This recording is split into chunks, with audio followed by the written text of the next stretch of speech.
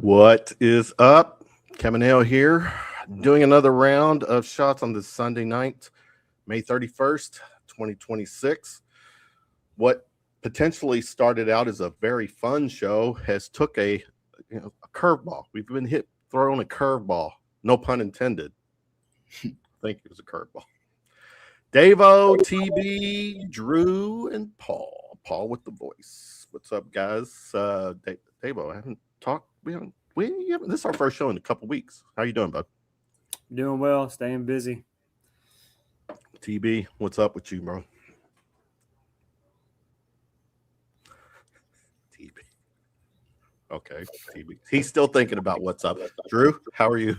I'm doing good. Took 2 weeks off. Excited to be back on. So not a lot of positives to talk about, I guess, potentially, but we're here. Yeah. And then there's Paul. Paul completes us. How are you, Paul? Paul, you're on mute. My bad. I made a phone call, so I was like, I would put you guys on mute. Sorry, I'm multi-screening on this right now. I got the game on and everything. No, you do that for us. We are streaming on X and YouTube. Appreciate people hanging with us. Audience is picking up. We're almost at 1,000. We're at 1,000. Over 1,000. All right, what we got here? We're TB went somewhere. Dylan, what's up? You're on mute. Yeah, there you go. Not much. Was mid putting the kid to bed / had the baseball game on in the corner. All good. Yeah. What we were just saying, what potentially was supposed to be a fun show. It's taking almost a 180. So, let's the Bat Cats are still playing, or what? Top? No, they're heading bottom 9.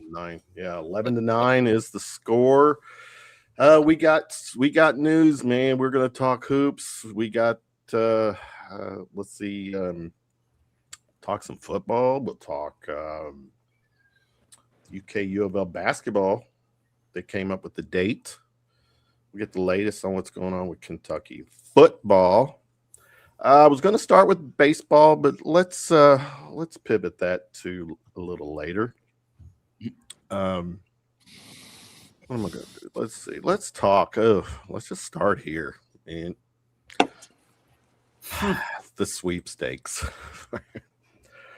Paul, I'm going to start with you because you shared something at the pre-show that some of us might feel a little alarmed with. So, what's your hearing? What's your gut? What do you got to share with the guys here? I don't know what to believe, honestly. I'm just it's a lot of this doesn't make sense. Like, I mean, if you kind of look now, like apparently Louisville Discord's running their mouth a lot. I don't know how much stock to put into that. I know Dylan, like you and I both kind of like, if it's not come from anybody credible yet, it's still not coming from anybody credible one way or the other. I don't know. I think it's more so like, you know, we've talked about, it's like, does the history make you just go, oh, what is this? Is something happening again? But I don't know. I don't know. I talked to a U of L guy. He's adamant. They still didn't up the offer. Three guys I've talked to. I asked him where he thinks to go. He still says, gut says UK. So I don't know.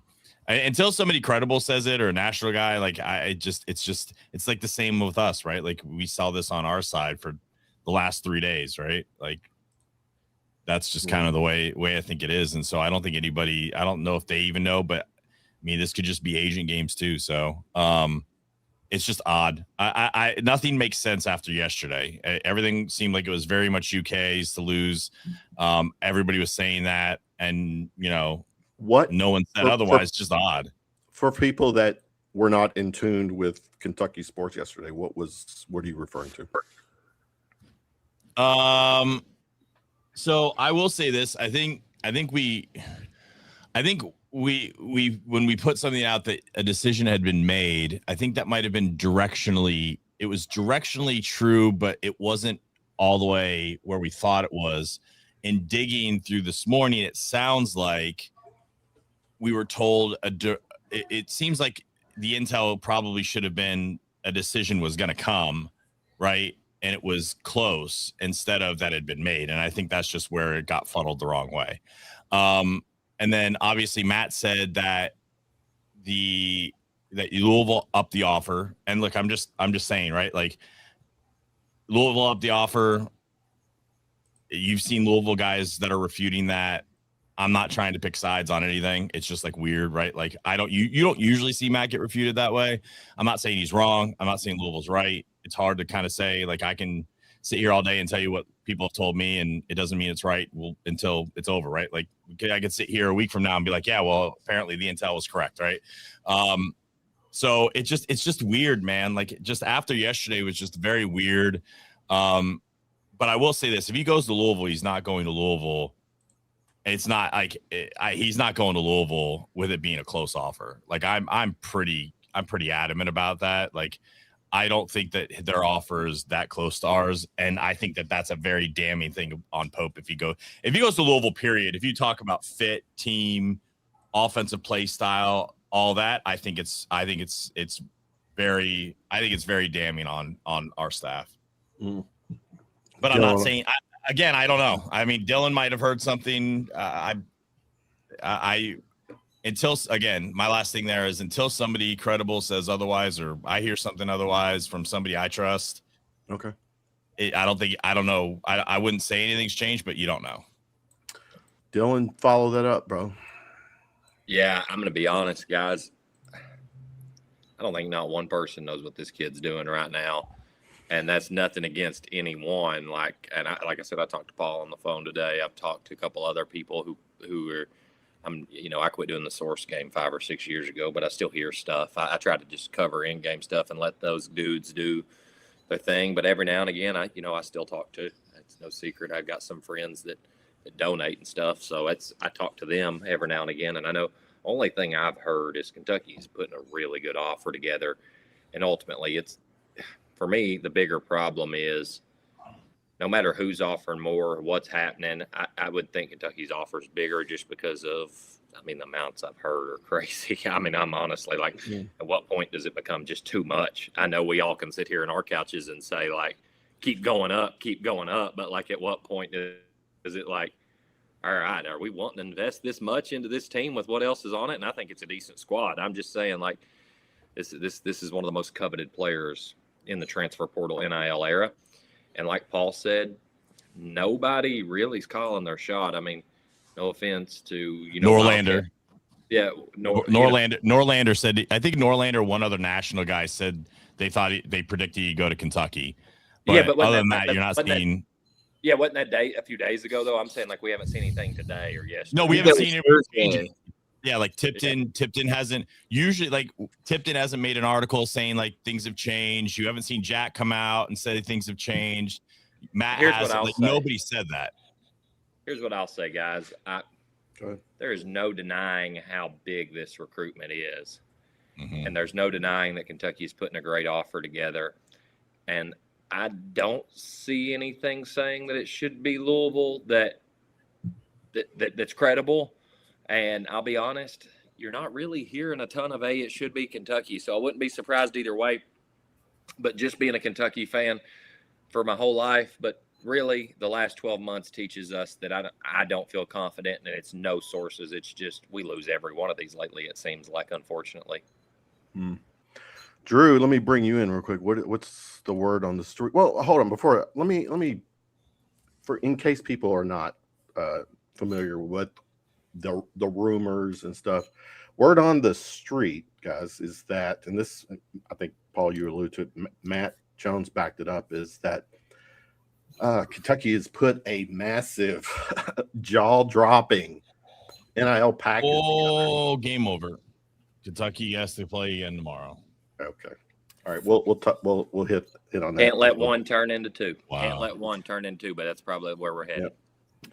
So, guys, the rumor amount right now is somewhere between 7 and 7.5 million. Clearly, if he's chasing the highest bidder, then Kentucky's got to have. I mean, Louisville can't be putting up that kind of money with what they've already spent, guys. Right, Drew? I'll start with you. What's your feeling? I mean, they might be able to, or close to it.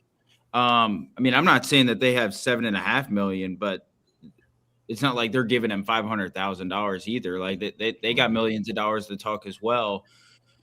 I think. Look, I'll just say this: like, I don't know. It's not to discredit anybody or anything. Like, doesn't matter who you're talking about. I have a hard time believing in really anything right now because we've seen this from every recruitment. Like, it gets so messy on the media side, and not that anybody's doing anything wrong. It's just like we've seen 100 times, like Kentucky leads for this guy, boom, he goes somewhere else. Or we see like a couple of times, like we thought Zoom Diallo was slipping away, and then 12 hours later he commits to Kentucky. And so it's just really strange. For me, it's hard to like buy into anything until like I actually see the deal's done. Mm-hmm. That's not to say anybody's doing any bad reporting. I also just kind of find it odd to like, none of like Paul was saying, none of the national guys have really came out and said anything. It's been all like message board talk or like Trilly. Not even. The only person I think on a national stage has said anything today has been Trilly, because I saw a screenshot of it, and Trilly said there's nothing to let him think it's not Kentucky. Yeah, and Pilgrim put out an update too that there's been some change or some conversations, but nothing that he's gathered seems any different either. So it just seems like that nobody truly knows. Yeah, like, and I don't know what to think until I see it come across the board. Yeah, but the one thing that worried me going into the recruitment when he pulled out was is Kentucky's sort of desperate for in this recruitment. Louisville's kind of playing with house money, and that can change some of the ways that the staffs are having conversations in the recruitment. Like the way that they're conversing with Milan and his team.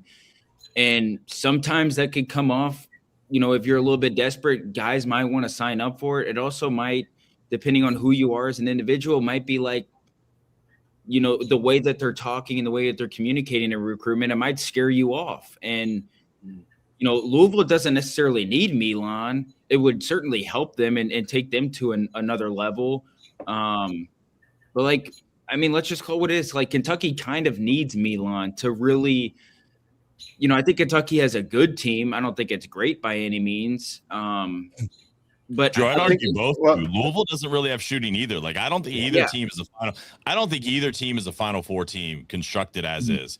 I think you put Milan on both teams. I think that Kentucky's roster looks vastly better with him on the team. I think Louisville looks vastly better. I would argue that Kentucky probably has a much better shooting team if you put him on, because now you got three guys that can shoot 40% plus from three. So that's where I think but that's where I think why it's such a big thing, because not only that, like if we were to lose him to Duke, you'd go, but you can't. But like, this is Pat freaking Kelsey if you lose to him with a less offer and a guy who's never made a Sweet 16. Let me hold on. Thanks. Let me get Davo and TB in here. Davo, if he signs with Kentucky, ceiling wise, I think it's safe to say that this probably propels us into top 15, maybe top 10. 6'8", elite wing who can shoot like shit. What was it, close to 50% from deep? Versus if he goes to Louisville or doesn't come to us, then I think it's safe to say that we're probably a fringe top 25. Obviously, with this roster, I mean, this roster, everything changes with this, and it definitely will force Coach Pope to structure his team differently. But right now, how are you feeling? What are you thinking? You're amongst friends, Dave. Right now, I'm wondering why there's so many birds chirping at nighttime. It's kind of weird. Yeah, I can hear them in their background. That's music, Dave. I'll just say it. That's music. It is kind of weird.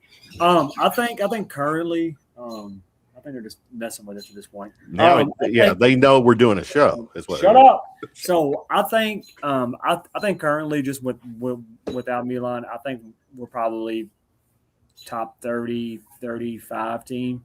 I think if he does come, that should elevate us into that anywhere between, I think, 17 to 20. That's just my feeling. And I also think that Kentucky fans have tons of PTSD, and that's warranted at this point. You know what I mean? And if we're talking about, I'm gonna play devil's advocate here, and I don't like to do that, especially on Sunday. If we're talking about him playing for the highest bidder, bro, shoot that bird. Dude, there's like 20 of them right now, and I don't have enough ammo, bro. If it's a cardinal, shoot it twice. Maybe 3. And then run over it, right? Yeah, and make sure it's dead. Make sure it's dead. Then put it in your barbecue. This is weird, bro. Like, I don't normally hear him at nighttime. I guess I'm inside most of the time. Damn it, what was I gonna say? Oh, so if he is playing for the highest bidder, quote unquote, right? If his agents are doing what it sounds like they're doing and getting Louisville up quite a bit, then maybe that's just what he goes to and he plays for, unfortunately. Because if it's not, quote unquote, the highest bidder and it's still touching that damn near $6 million mark, that's a lot of money for 1 year to play college ball. So, I mean, obviously, I'm just as big as a UK fan as everybody else is on here and watching. But, man, listen, he's got to get the job done. I mean, he's got to pull this in. This is going to be the biggest whiff that he's had at this point. I mean, this is a need. It's not a want. It's a definite need at this point. Look, I will. Dustin, real quick, where you been? That's all we've been talking about. We're still talking. Yeah. Thanks. I mean, honestly, man, like, let me hold on, Paul. Hold on a second. TB has not spoke yet. Oh, I want to sorry. talk to us, TB. What are you thinking, feeling, bro? I kind of like what Drew said. It's closing time. The bar lights have come up, and my University of Kentucky Wildcats are standing there looking for a last call kind of situation, and it smells desperate, which makes this a must-have, right? I know people don't like it when I go through history. I know people don't like it when I bring up things, but I will point out to you, rule. Well, I'm moving on to something else. Every coach gets his guy. Every coach gets his SEC Player of the Year, right? Adolph Rupp, gets I'm Dan a fan Iskel. in here. So. Okay. Sorry, TB. He's making fun of. Yeah, I know. Yeah. No, so Rupp gets Issel, Joe B. Hall has Kevin Greavy, then we get Eddie Sutton gets Rex, and then Patino gets Mashburn, Tubby Smith gets Tayshaun Prince, and of course Cal walks in with John Wall. You need a guy. You need a proof of concept guy. You need somebody that basically we need him probably more than he needs us. You need to get that guy on campus to show everybody else we're serious. That's what I'm saying is you need to have that, because I know nobody likes to get my whiteboard out. Every successful Kentucky coach has done that, has brought an SEC player of the year to campus. Yeah. Kevin, can I say something 30 seconds? You have, yes, of course. Okay. I said this last night on Heavy Pour with Rando. I said, like, this is a recruitment that Coach Pope, and I'm not comparing them as players at all. I think Tyron's way more talented overall, but Milan might fit better. This recruitment had every opportunity to refit the narrative that the Tyron Stokes recruitment negatively did for Coach Pope. You read the room wrong. You hung around too late. You thought you were getting him. You missed out. And everybody told you along the way that you were missing out. And this was an opportunity that you could refill that role at the starting 3 spot. You get a big-time superstar in college basketball. You have an opportunity to completely change the narrative. And this is one that has to get done for Coach Pope. And if not, then, it's just a brutal 2026 full recruiting cycle when you factor in high school kids and the portal. It doesn't matter when you get on the court. Maybe this team is amazing when they get on the court and everything clicks and it's great. But in terms of just recruiting and PR and those things, like, it would be brutal. This Milan Momcilovic recruitment had every opportunity to rewrite the wrongs and to rewrite the kind of story and the perception around Coach Pope with recruiting, at least cover up some patches and holes in the past from the Tyron Stokes one. And we'll see if he can do it or not. If not, that's just – it's bad when you factor in both recruitments and missing out on both of them in the context with involved in both of those recruitments as well. All right, Paul. Speak up. Nah, look, the longer this goes, the more this seems like it's more games. If commitment comes quicker, if someone says something in the next hour, that's credible, saying that this is flipped, then maybe the smoke was real. But look, we had smoke yesterday and people telling us stuff, and maybe it was nonsense, and now maybe you have it the other side. Look, this is just the way it is. So look, at the end of the day, man, like we're so desperate to be good and relevant again. Like, our fan base is taking things to the extreme on everything.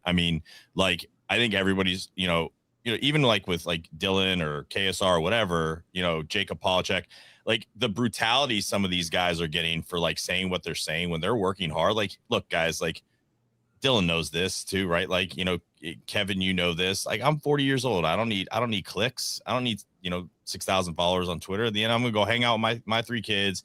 I'm going to do my business. And if Kentucky never wins another game again, in the grand scheme of my life, it doesn't affect it. Right. It just sucks being a fan. But like, I think we're just so desperate. It's brought out, like, the one thing I will say, that it's brought out the worst in our fan base. And it's just, it's the ugly side that I don't like to see. And it just, I know Dylan's kind of stopped engaging a lot with it. I'm starting to kind of not care as much anymore. Like, we both got kids and other things to do. So, I think no matter what happens, we have to like just reflect. I'm not saying we lost them. I still don't see anything incredible yet there, but like, I think just everybody needs to like take a deep breath and be like, at the end of the day, man, these are people trying to do something that's hard. And this is hard, guys. Like, the biggest difference, and I didn't put this out, and I probably should have, but I put in the group chat. The biggest difference in how we perceive these is that in pro sports, we call it free agency. And in college, we call it recruitment.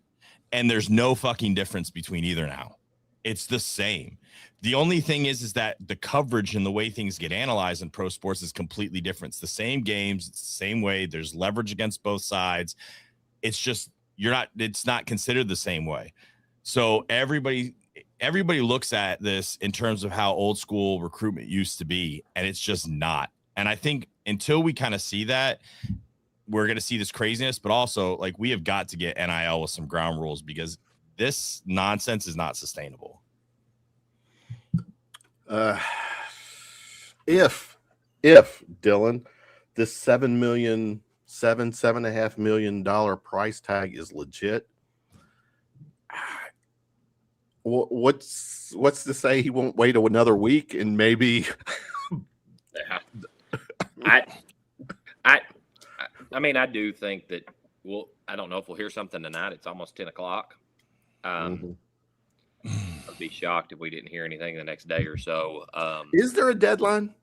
There's no deadline. I mean, yeah, I was gonna say there's in not. Theory, the deadline's August 15th when they start school. Because I know we don't think of them as students, but they at least have to have their name in the computer. You know what I'm saying? They'll be doing summer practices soon. They'll be doing summer practices and workouts and stuff soon. So I think summer workouts start this week, right? Or next week? The week after. Yeah. The week after. Yeah, it starts the week before Father's Day. So there kind of is they're kind of like an unwritten deadline. I mean, it'll be done soon. We're probably all getting impatient, and I get it. Because we've seen these other guys commit pretty quick. But, I mean, ultimately, he's been 72 hours since he got out of the draft. He'll be committed by. Dylan, we're impatient because we've whiffed on so many, that's the impatient part. And I love his, man. We've got Arizona fans. We've got Louisville. He ain't going to Arizona. Yeah. If he goes to Arizona, we'll all laugh. Both Louisville and Kentucky fans will just be like, "Well, we got played." I think ultimately, Kentucky fans, this has just been it's been bad PR. We've talked about it on this show when I've been on here. The blowouts have sucked, but guys, I think for me, the biggest, not the biggest, because I mean, ultimately, you got to win the games. You go back and look. There's a lot of things, like TB said, that they have to do this year to kind of see if it's going to be successful. And I think this is the make or break year. But, man, honestly, the PR loss has been as bad as anything. Look at these dudes and the way they're getting worshipped by these fan bases that have done worse than Mark Pope the last 2 years. It's just he has struggled in recruiting and he struggled with PR, and we spend 8 months out of the year focusing on those two things and play for about 4 and 5, you know what I mean? Whatever it is. And ultimately they need to win more.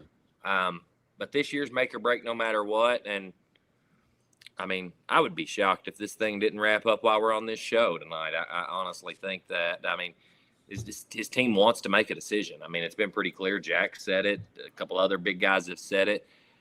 I just don't think anybody knows, but I think Kentucky needs 3 things on this roster: another wing, a shooter, a scorer, and really a 4th thing, a star. And I mean, honestly, those things I think should have been assessed in different positions. And I think a proven winner. I think a proven winner too, because some of the guys haven't won a lot. And he's a proven winner. We're looking down the barrel of one guy that could fill all of them. And like it said, it stinks that we're that desperate. But I honestly think what was his real quick? What was his ranking at the time the portal started? 2. He wasn't the top 1 on player, ESPN, 2 on Rivals. Oh, he was 1 on. 1 on ESPN the whole time, 2 on Rivals, and 20. Okay, I thought he was a little further down. I think on 3 he's listed at number 3, if I'm not wrong. So he's in the top 3 regardless anywhere. He is. Okay. Looks like he is number 2 on 24/7, and it looks. I know like he's 2 on 247. He's number 1 on ESPN, and I'm not pulling up on seeing it on 3 or Rivals, either one. But I just don't see Badunga as the number 1 player in the portal. By the way, like a 6'7" center that can't shoot. To me, there's no like I'm not trying to rivalry on anything, but like if you can't tell me that there wasn't dudes that in that 2, 3, 4, 5 spot that were not arguably way better and more impactful than he would be. TB. The best part of this Milan stuff is being here in the middle of Iowa, wearing my Kentucky stuff and having a few snarky comments. I kind of miss having that face-to-face rivalry. What is your role in getting him from Iowa, the state of Iowa? TB, you got to get working, brother. Come on, TB. Now, to my credit, when I first moved, CJ Frederick transferred from Iowa to Kentucky. I know it didn't work out, but that was the official trade. Hopefully Milan is the player to be named later, but I never thought in a million years I'd be rivaling with Iowa State fans, yet here I am. TB, this has a chance to be the ultimate mailbox wars. Oh, yeah, my neighbor who hasn't talked to me in forever, I went to go get my mail after the Iowa State game. Hey, buddy, how's it going? I'm like, man, y'all don't understand. I will fight you over some basketball. Don't. We take that way too serious. Yeah, like, hey, this ain't corn. This ain't corn. Oh, guys. I thought I was gonna do a show tonight and sleep like a baby. You know? Yeah, when you Like texted me, your child, Dylan, you put your kids to bed. I thought I was gonna sleep in Wonderland like them, but no, you guys are gonna make me. I saw your text, man. I thought Kentucky would be celebrating us hosting a regional and having Momcilovic. Now it looks like we might not even make it to the super regional, and with an opened up path, and we probably won't get Momcilovic.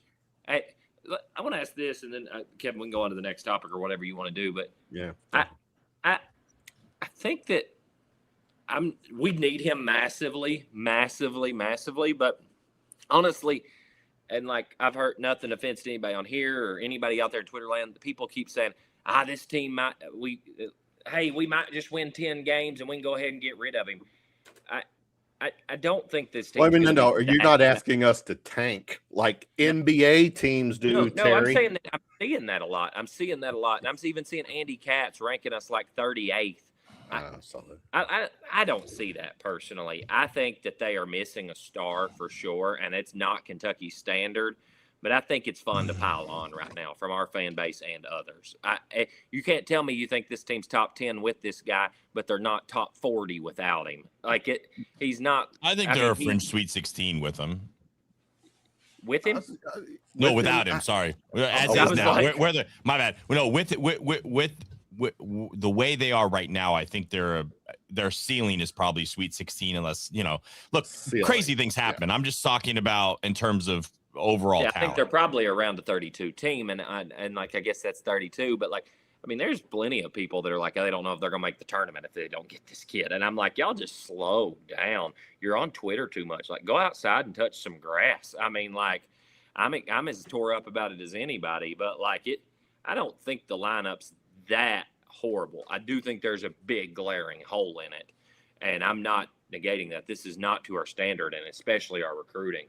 But it'll be interesting to see. I guess we're all going to sit around and wait, and then after that, it'll be either joyous or doomsday for 6 months. So whatever we have to endure.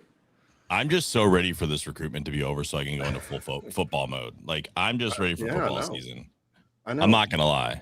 No, I'm with you. Totally with you. We all said that after Tyron, and then here we are getting another one. The wild thing is, y'all, we haven't been NCAA tournament good since the guy who was labeled as the veteran was on his NBA team last night. So that's why we're dealing with this. Honestly, the last time this team you had a confident team that you felt like could make a run was outside of the COVID team that got cut short was Keldon Johnson's team, right? Am I missing any other team? No. Is that right? Keldon Johnson's team. We were good. We were a 2 seed and a 3 seed, right? I'm saying actually in the tournament. But I know, they were good during the regular season. But I'm talking about once they got in the tournament. Okay. Go ahead, TB. What? No, I just, depending on who you talk to, the last time Kentucky was good might have been 1996, might have been 2012. So I always try to, getting a 2 seed in the tournament's pretty good. Mm-hmm. 2015 team was, that team was pretty good. A lot of people quit after that, but I can't bring that up anymore. Yeah. Then things did kind of start taking a turn after that. That undefeated. I shouldn't say been good. We haven't had extreme excitement that would please. The 20, from that at that level, it hasn't been. And I think, in fairness, though, what was it? Longest Elite Eight that streak. team. Longest Elite Eight streak in school history and second longest Final Four drought right now. Don't make TB bring out the whiteboard. He'll yeah. Well, actually, I do. To me, the whiteboard is part of the show. Is it fair to say that? Is it fair to say, Davo, that if Milan doesn't, if the $7 million package is true, that's on the table, Davo, is it fair to say if he doesn't come to Kentucky, then clearly this is something that his agent, his entourage, his team felt that, one, it was not a good fit. His role, he didn't like what his role was going to be, and or the relationship with Coach Pope. Because the common denominator in all this is Coach Pope. Well, 1 second. I'm sorry. Let me get these away from my dog first. Well, the good thing is Google says that it's a northern mockingbird chirping to find its mate, and they shut up whenever they find the mate. And it's not chirping no more, so we're good on that. Sorry, I'm trying my best to keep the show lighthearted too, because a lot of people. Wait a minute, no, he's found a mate. Actually, I think this is more. I mean, congratulations to the bird. You know what I mean? Like so, are you saying that there's going to be an egg in our immediate future? What kind of house are you running, Davo? Man, chirp, go to that dude's house. Chirp. What are you doing? Apparently, it's like a bird brothel or something. I don't know what's going on. All the hot bird, all the dude birds out there going. All the hot birds are over at that Slone house. Go over make it run up for bird prostitution or something. I don't know, bro. What's going on here? A brothel. Bird brothel. Yeah. Oh wow! There you go. Where the hell is that coming from? I bet you, Paul, with your voice, you can nail that. Come on. Right now. Here you go. It's the birds. I see nothing wrong with a little bump and grind. What the hell is going on? I love it. Me and TB vibing right now. I love it. R. Kelly made it even better. That's the really funny part about all this. God, if you know about R. Kelly. Anyway, so we're gonna go ahead and talk about. Listen, there seems to be a reason why Pope missed out on so many of these top transfers, right? And it could be A, the money, or it could be B, the fit. And unfortunately, it really seems like it's the fit. It really seems like a lot of these top guys don't want to play for Pope. Why? I don't know. Okay, nobody has the answer to that. Well, is there an answer amongst us friends? What would possibly be the answer? Or the answer 0 for 16 tells me no. If we're being honest here, right? 0 for 16 is going to tell me no. I don't know. If he listen, there's so many sighs. I've listened to y'all. I think it's clear that the record shows there's something there. And I'm not a conspiracy theorist person, but it does make you wonder, because it's not, hey, they've been losing. Like, that's not it. These dudes are going to places that have been worse than Kentucky the last 2 years. And so you would think somebody would take the bait and switch, right? Like, guys, Louisville has won one tournament game in the next 10 years, and they brought in the number one transfer class. We had just as much money as last year as they did this year. And guys, I know we had the most expensive class, but we missed on all our top guys last year. Like, I hate to admit that, but every single guy that we brought in last year was our second option at that position. And ultimately, we talked ourselves into it. We're because third or they fourth. were I think it's because JQ. For good players. JQ, I think, changed that a lot, too, because of how much talent he had. And we thought he was going to be healthy and come back. We were going to have a dominant center. JQ was the second option on the top guy there. They had multiple top. They wanted Yaxel. Like and they pivoted there, and they had to take a dude that was injured because they missed out on 2 or 3 guys at the top. Mm-hmm. And like Yelovich was here because Valgaris or whatever his name is chose somebody at the last. And now he's at Louisville. And people can blame JMI, they can blame Pope, whatever. But eventually, there's a lot of money, and some dudes made a lot of money last year, and there's something going on. And I personally have been the one saying that Kentucky or people are just a little too hard on Mark Pope. Honestly, like the fans that are on here, like they quit their job to get online and on a burner and bash Mark Pope. I'm like, let's at least let the cake bake. I mean, like, he's going to be your coach this year, and I get the criticisms. Let's all criticize, but like, let's. I mean, don't go put for sale signs in his house like some of y'all are acting. Y'all are crazy. And I love our fan base, but like, I do think that the question has to be asked: what is happening that they cannot close these? Well, first of all, let's get this. Hold on, Paul. First of all, BBN, there's half of our fan base is certifiable. Half of our fan base belongs in a and like that's good at time. And I'm not saying that it's bad. I mean, it could be good at times, but at the same time too. And I'm going to bring this up later because there was something that Derek Anderson did that he got all this backlash from BBN. But let's finish this up. Didn't he tell wasn't it because he told a guy to go somewhere else? Well, he gave them it was St. John's for Patino. He played for Coach. Oh, it was Tunde. It was Tunde. Yeah. Well, I'm going to talk about that later because this is where I kind of want to also talk about our fan base. But all right. I mean, that's the question. How many whiffs can you have? I mean, in baseball, 3 whiffs, you're out. I mean, TB staying with the 3. I want this to end because I'm tired of it. Pope, you got to close one of these big ones. Like I said earlier, every great coach that's come here has found his dude, and that's what you have to have. The birds are part of our show tonight. Well, they got quiet. Or you're muted. That's why. Unmute you. Let's see here. The bird? No, they're quiet. They're probably having. Never mind. Let's keep going. They're making an egg for it. All right. You see, Kevin, when a mama bird and a daddy bird love each other very, very much, they go to Dave O's house and they turn on some R. Kelly. Come on, give it to us. They light some candles. They touch Birdie cheeks. He's slapping Birdie cheeks. and the moonlight comes down. And next thing you know, Dave O's got eggs. Whoa, what's your facial for? Why are you looking that way, Drew? I'm watching the women's softball, 2 outs in UCLA. They were down 2, and they had a 2-run dinger to tie it up in the bottom of the 7th. Speaking of UCLA, the men's overall number 1 seed got taken out by, if you're going to use basketball terms, all the basketball upsets went to the NCAA baseball tournament this year. My goodness. It was, yeah. I mean, can you imagine being a UCLA fan? Overall number 1.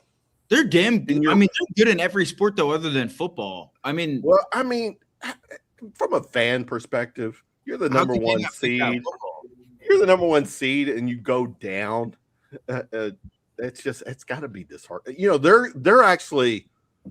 If we thought we're going to struggle with sleep tonight, UCLA baseball fans will not sleep at all tonight. Now, granted, the softball team might help them out now. Okay. All right, if you say so. All right. Let's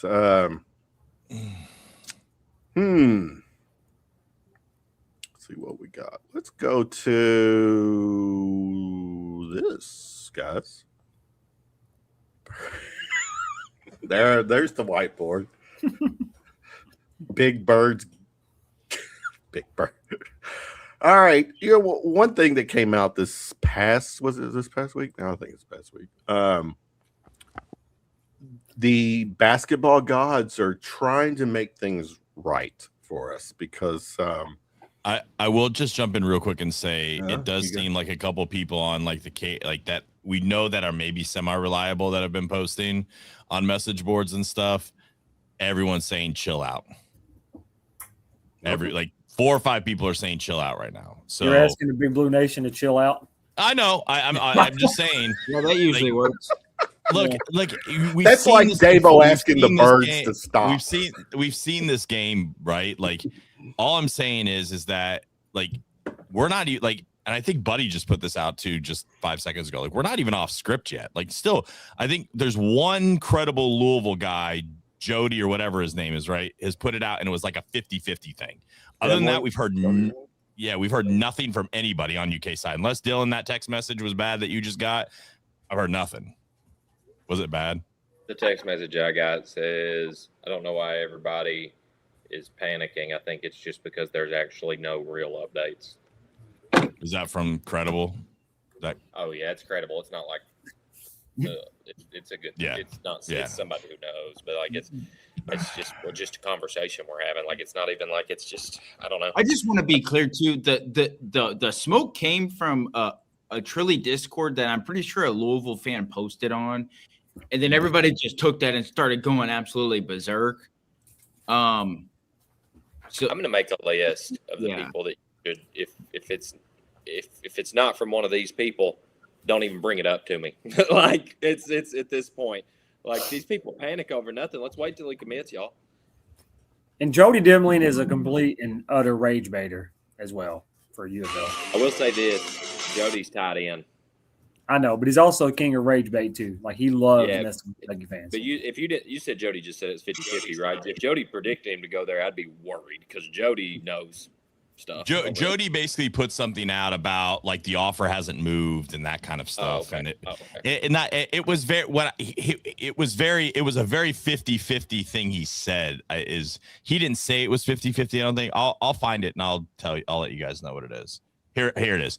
Wild still nothing new. Was told a little bit ago. As of late last night, the kid was still 50-50, and I'm not aware of any change to that today. Louisville has not moved on the original offer. Staff had a great Zoom with the kid, and now it's just a matter of him making a decision. That's what Jody Demling said. That was like no update. But you know what I mean? It was an hour and a half ago. Yeah. Here's part of your cult following, Dylan. Just so there you go.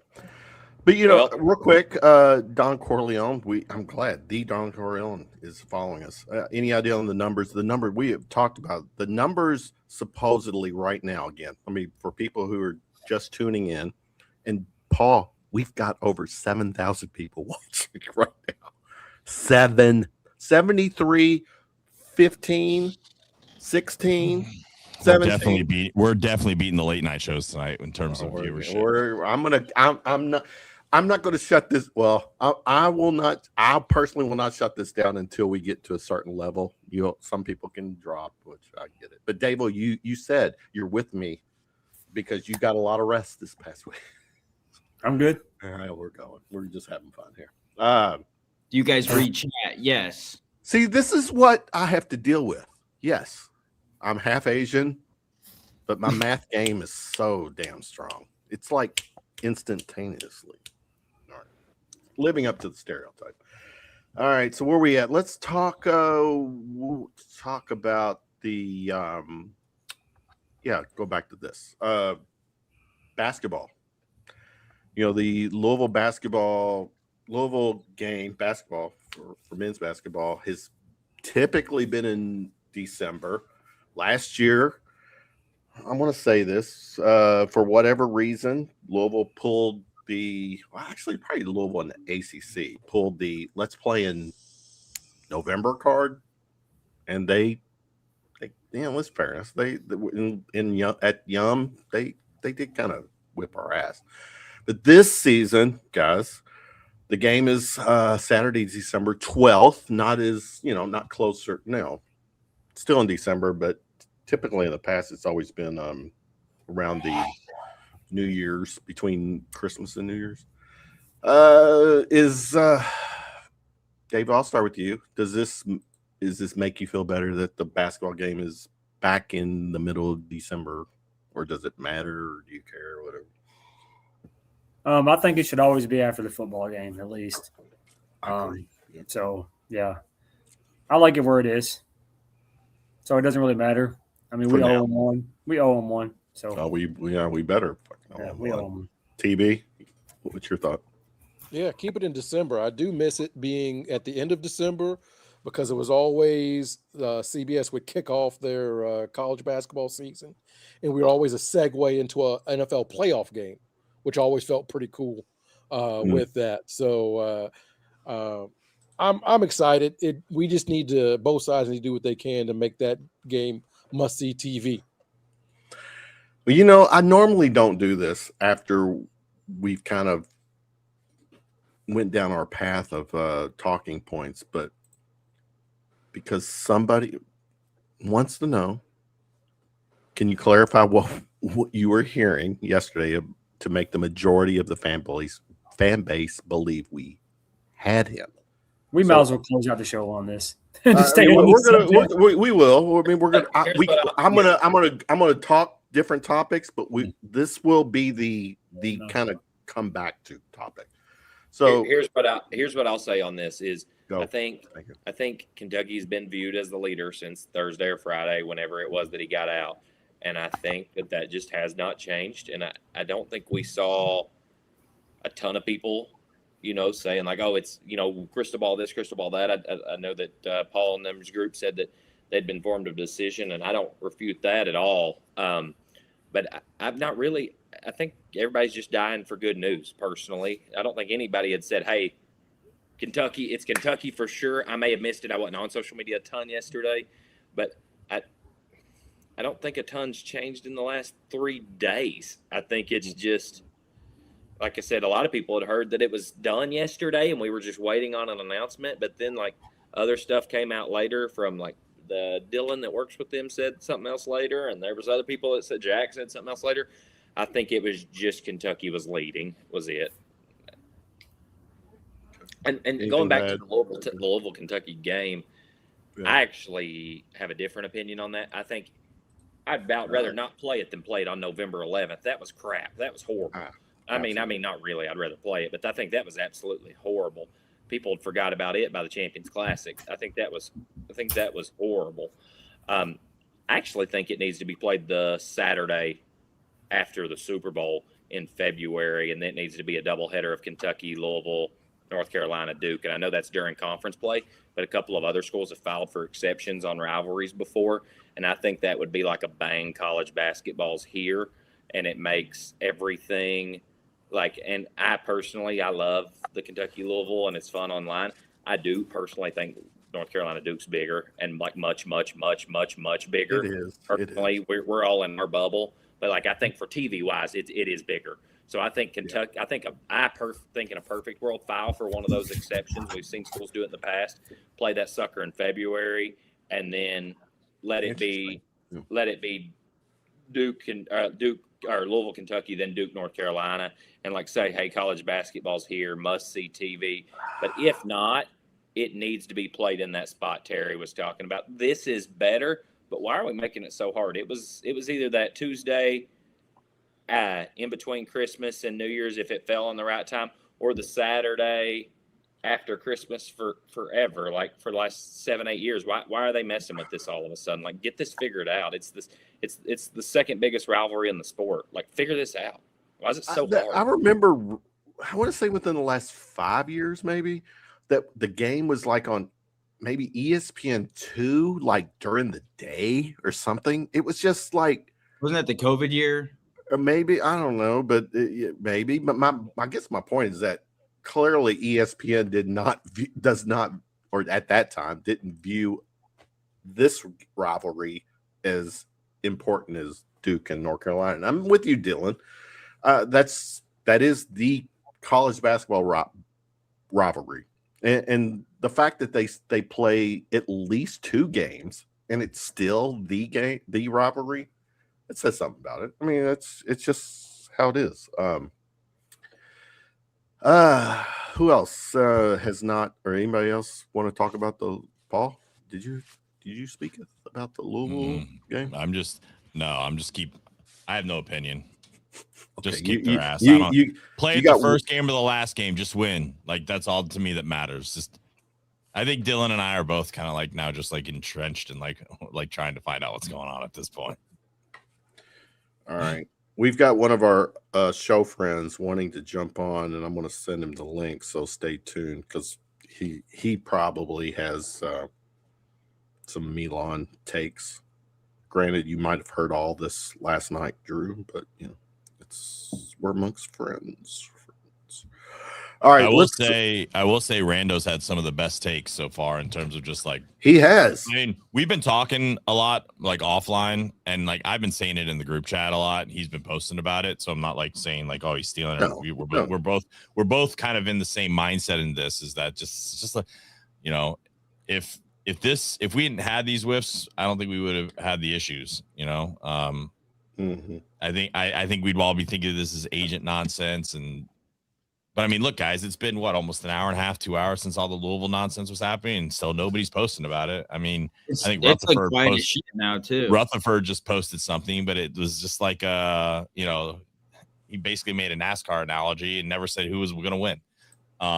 It's again like you're not seeing that come up.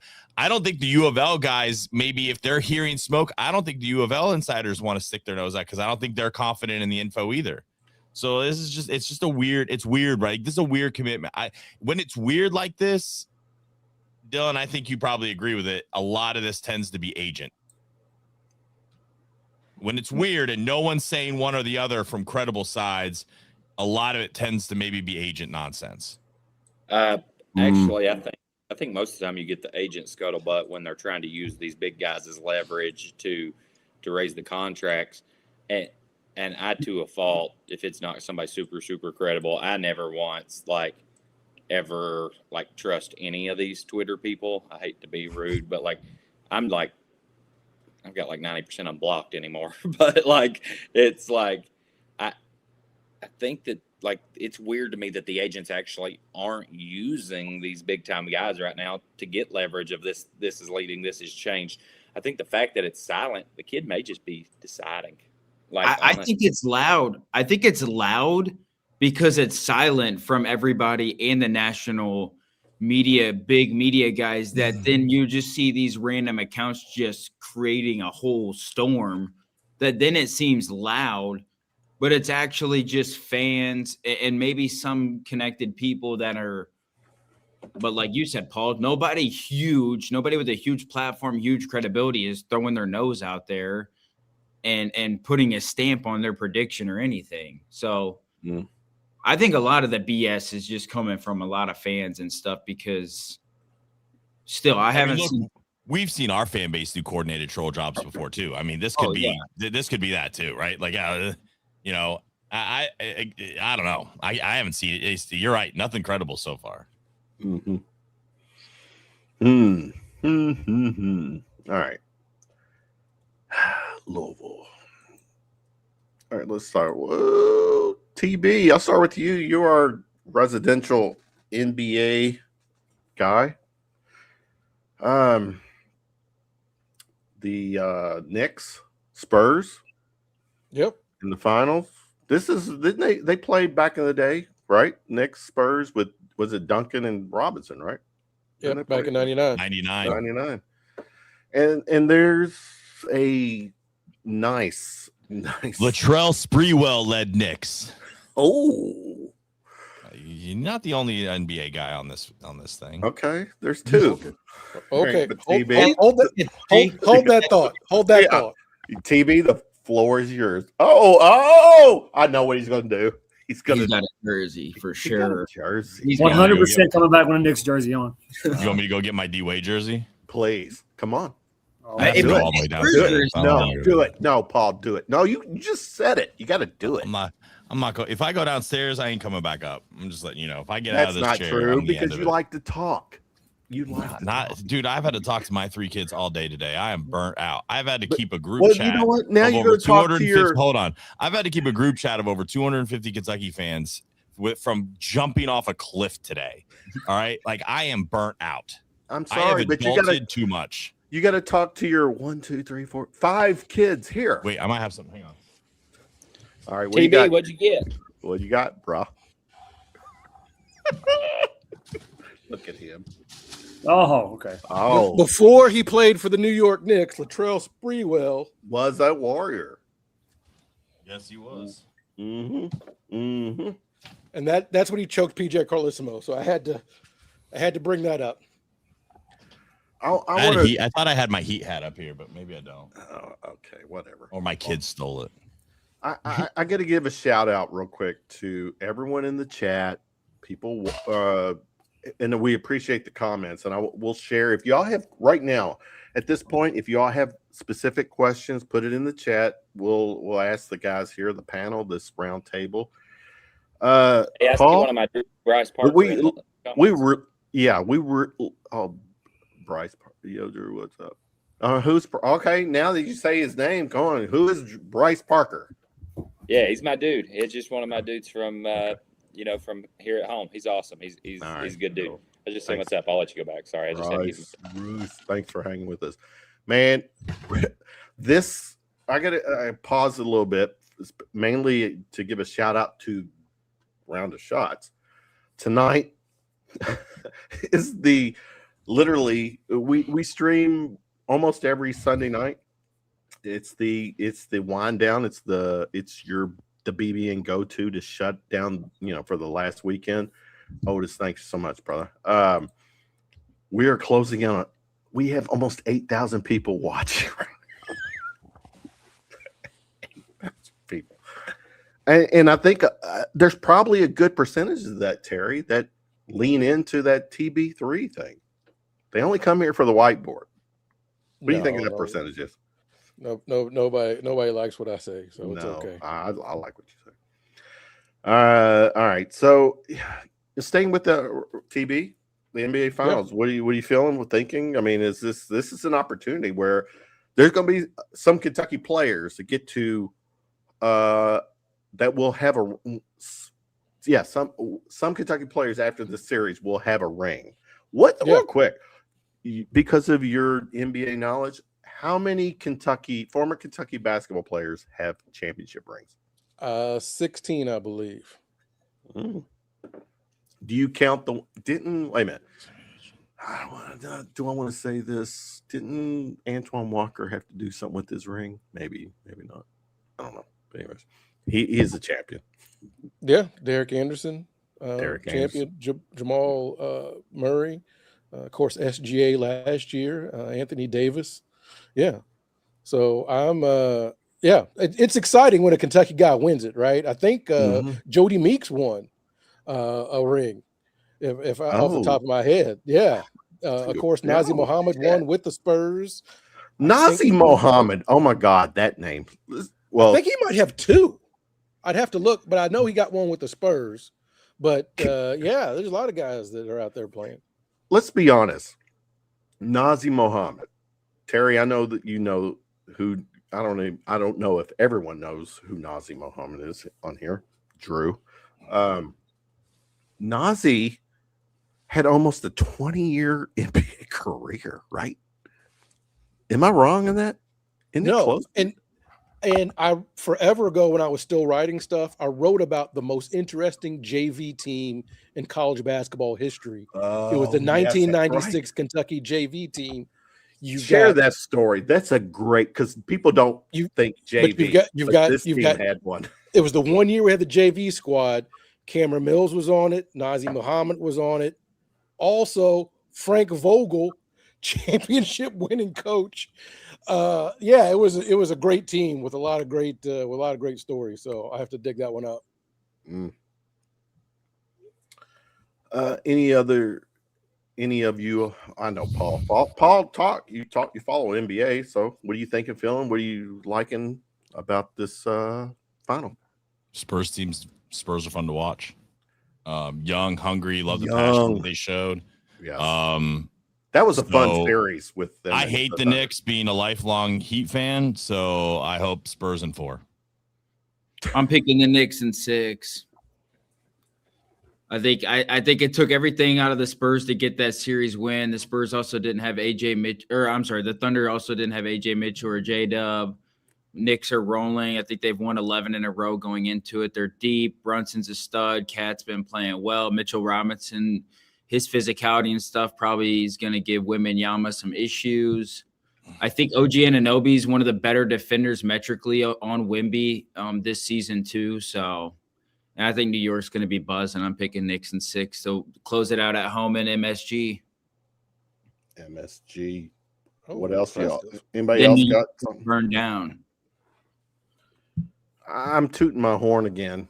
Over 8,000 people are tuning in right Dude, now. You I people think- are nuts on a Sunday night. Yeah.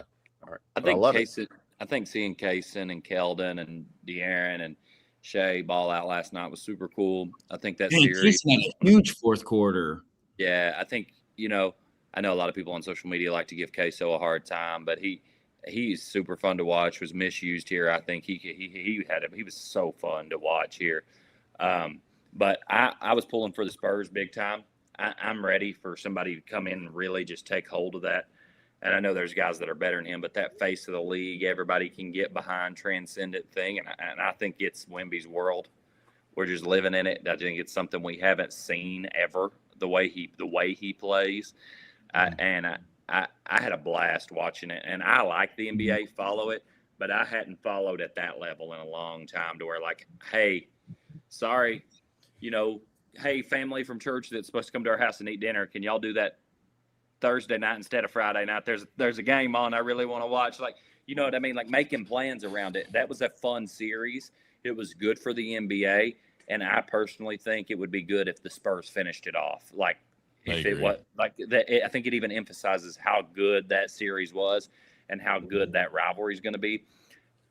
But like the quiet part out loud, the Thunder probably win that series if J-Dub's healthy, fully healthy, going into the playoffs and not just the version we saw in Game 6, but if he's fully healthy. But who knows? Maybe that Wemby and them just have that gear where they kick it up another gear. Who knows? But I think. What about Holmgren? Why did he disappear in this last game? Because he's the same body style, of course, not as tall and not as long as Wemby, and Wemby's just a much, much better version. And we see that the way the shots are taken, part of the reason why Wemby's probably going to win Defensive Player of the Year from now until he doesn't want to anymore is not even the block shots and rebounds. He alters the way teams play. And I think it's just the worst possible matchup for Chet. I mean, he's a much, much taller, longer, better version of Chet. And I think that's the key. And Wemby hates him. Yeah. Wemby doesn't hates like that him. dude. TJ Walker said, if I see Jack Pilgrim tweet about some random no-name European shooter drawing interest from Kentucky, I'm just going to walk into the lake until tomorrow never comes. I saw that. That's hilarious. Hilarious. I'm going to be honest. Yesterday, I was in a wedding, and I was like so glad, honestly. Like another wedding? You got married again? No, I've been married once and I'm planning to stay that way the rest of my life, hopefully. But I was officiating a wedding, and so I was going to say, did you go Mormon on us? No. Happily married to one person. But I was there all day taking pictures, doing the whole thing, and I just turned Jack Pilgrim and Matt Jones's tweet notifications on and turned the rest of everything off on my phone. And I was glad to not just be sitting and refreshing all day long. You ain't wrong. You ain't wrong. You ain't wrong. All right, where we at? All right, that's NBA Finals. I'm going to stay with the NBA. Rando was jumping in, by the way. Where's? Yeah. I don't know what he's doing. Yeah. He's screw. I told him, I'm like, I literally texted him. I'm like, please step away from the mirror and come on the show. All right. He's a cutie. I don't see him out. So.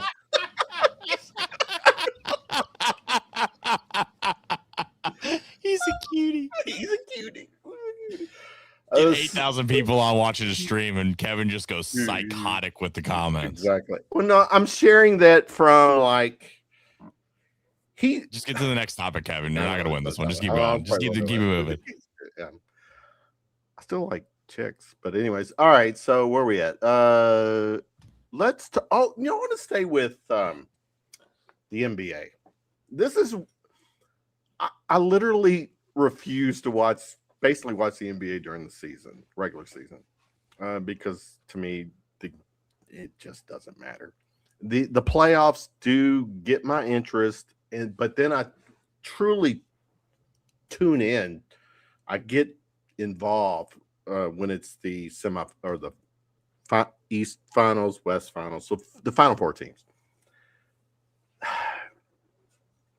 there's so much. Oh, here he is. All right, there's our male model for the night. He's hanging with us. So, do your ears burn because we were? Oh, he's cute. Where's he at? He's not on my I screen. don't even see it. I don't see his Oh, head. you don't see him? No. Hold on. Let me. Can't hear him either. Oh, now? Rando, Kevin called you cute right before you got on. Hey, Well, Rando's with Chris Adams right now. Sorry, he actually said, "Oh, he's cute." I was literally. You didn't let me finish because I was echoing. 8,000 people on the stream, and he's saying Let how me cute you are. finish, Linda. Let me finish. My daughter and granddaughter used the words, and Kyle, you know this because you did a cameo for them. Yeah, you asked me. Tell me- You said, "Shut up." I didn't really know what it was for. I didn't realize I was thirst trapping for your family, but you know. Ow. Wow. All right. You're Someone right. else just said, if he goes to Louisville, I'm convinced Al Qaeda is alive and well. Dude, the tweets now, TJ Walker just started something because now everyone's just gonna say, I just put in the group chat, if he goes to Louisville, I'm gonna get a dog and name him Pope so I can actually have Pope give me love and happiness for once. Wow. All right. So we're actually where are we at wrapping up the whole NBA or no, let me just say this. TB, I'm gonna start with you. This again, my take with the Kyle real quick. We'll go back to Kentucky stuff, but we're talking NBA right now with the Kentucky players. This is the kind of the talking point right there, the NBA DNA and the so one of the things that turns me off about the NBA, one is that teams can tank in a fucking league where the integrity of the league should be questioned because teams are tanking to try to get their picks. I mean, if you're a season ticket holder and your team decides to tank, I mean, what really? That nonsense needs to be fixed, and I don't even know if there's a way to fix it. But one of the other things too is just the flopping. Social media gives LeBron James a lot of shit for all the flopping he does, Terry. But SGA is just there too. I mean, he is involved in that conversation. What's your take when it comes to players who just do that flop? In SGA, how do you watch that shit? I watch it with 2 eyes and corrective lenses. So for my money, you do what's allowed by law. I mean, if you ain't cheating, you ain't trying. At least that's what I heard when I grew up in the American Southeast. This is unethical basketball we're watching right now. That's what the internet tells me. Unethical basketball. Keep talking. Go, Terry. Go. But my whole thing is this has been going on since forever. Gaming the system. Like there's people in all these halls of fame that game the system. Like I don't understand. Is it the way I'd like to watch basketball played? Probably not. But until the officials kind of nip it in the bud, you're kind of stuck with it. Is he gone? Did we run Kevin off? Paul, hit that R. Kelly. You gotta get the birds. Go out. Kevin got kicked. Yeah, Kevin got abducted.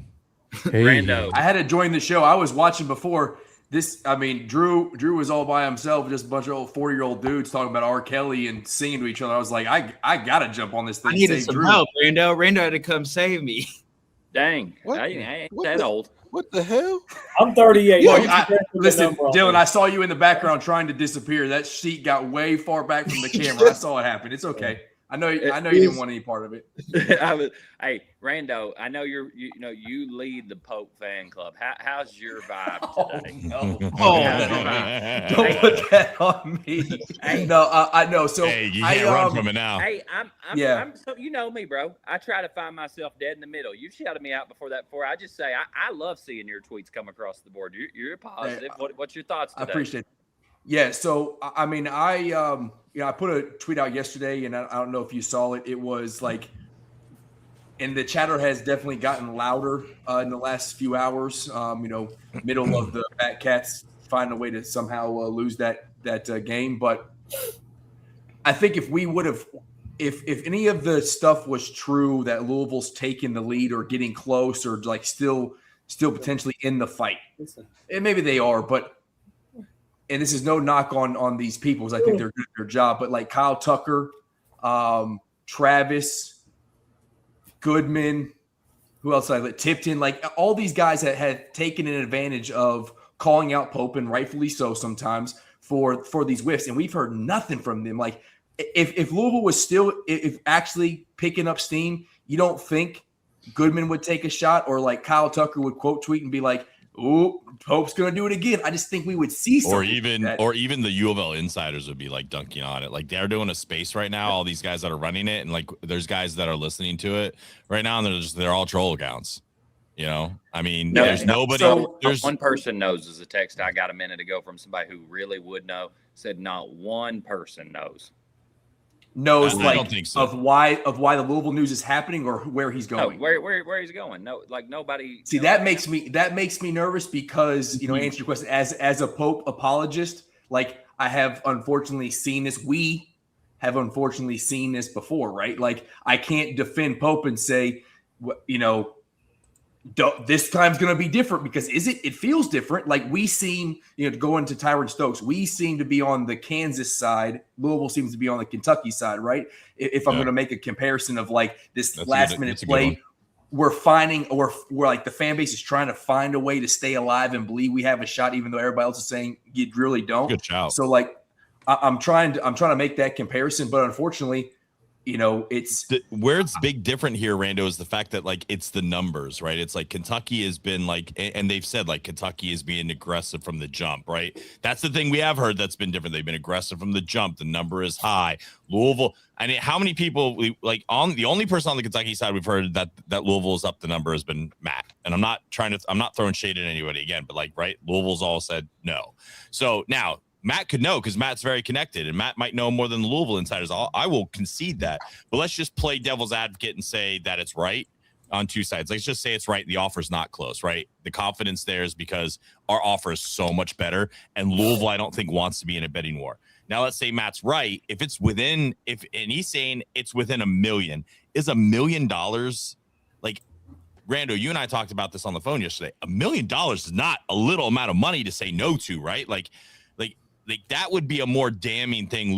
Why I think losing Milan to Louisville would be because of that, right? Like, and I think Pope's system fits Milan better, just personally speaking. But yeah, absolutely. I mean, it would baffle me for him, Milan being him, to go to Louisville, because on the surface, if you just look at it and just take the fan base away, I have gone and I have been deep dive into Google AI. Gemini has told me everything I need to know. If you look at compare Pope and Pat Kelsey when it comes to developing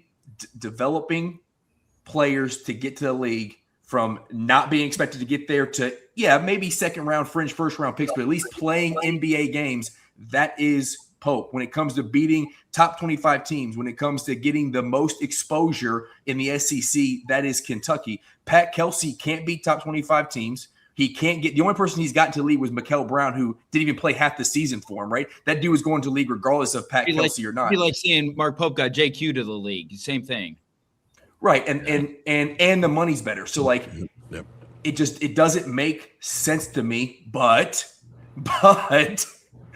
a lot of this offseason hadn't made sense to me, and we have been surprised in the 11th hour. But Dylan, to directly answer your question, since I've just kind of, what I do is ramble. Shout out to me and the folks who listen to Heavy Pour Sports. It's just me kind of just talking nonsense. But I can't tell you that I am not worried. But with or without Milan, does it really matter? I think that you talked to this before. Like, winning the offseason, who cares? Who cares? Like, yes, you have to get your guy. TB, you said you got to get a guy, but we only know that these coaches had their guy because we have hindsight. We have history, right? Yeah. I don't think I don't think we realized that Pope was going to get Otega Owe to be his guy, but he found it. Maybe Braden Hawthorne is his dude. We just don't know. But like, you can't. You can look at Pope and say, okay, this dude may not be able to recruit like a stud. Like we may not be able to go big fish, big game hunting anymore. But even if he got Milan, if he gets over 10 wins, doesn't make an Elite 8, you're still going to say like, well, he's got to go. So like, why are we in the fire Pope? He's got to go. All this nonsense right now. That doesn't make any sense to me. All right, hold that thought because that's. No, I'm with TB. You get 3 years. You got to show me something in 3 years. But here's the thing. Real quick. Well, no, Terry, go ahead. You were saying. I'll let you speak. I look. I am not anti-Pope, and I think I've got that label unfairly. All I've said is you got 3 years to figure it out. Right. Like that's been my ongoing thing. So if Pope, you're not anti, you're just stating facts. And I explained to someone, it was like, oh, he's going to prove you wrong. No, if he gets to an Elite 8 next year, that's proving me right. It's proving that's right. agreeing with history. Absolutely. Right? Look, man, whatever happens the off season, we're all from Missouri. You got to show me, right? I think that's where we are.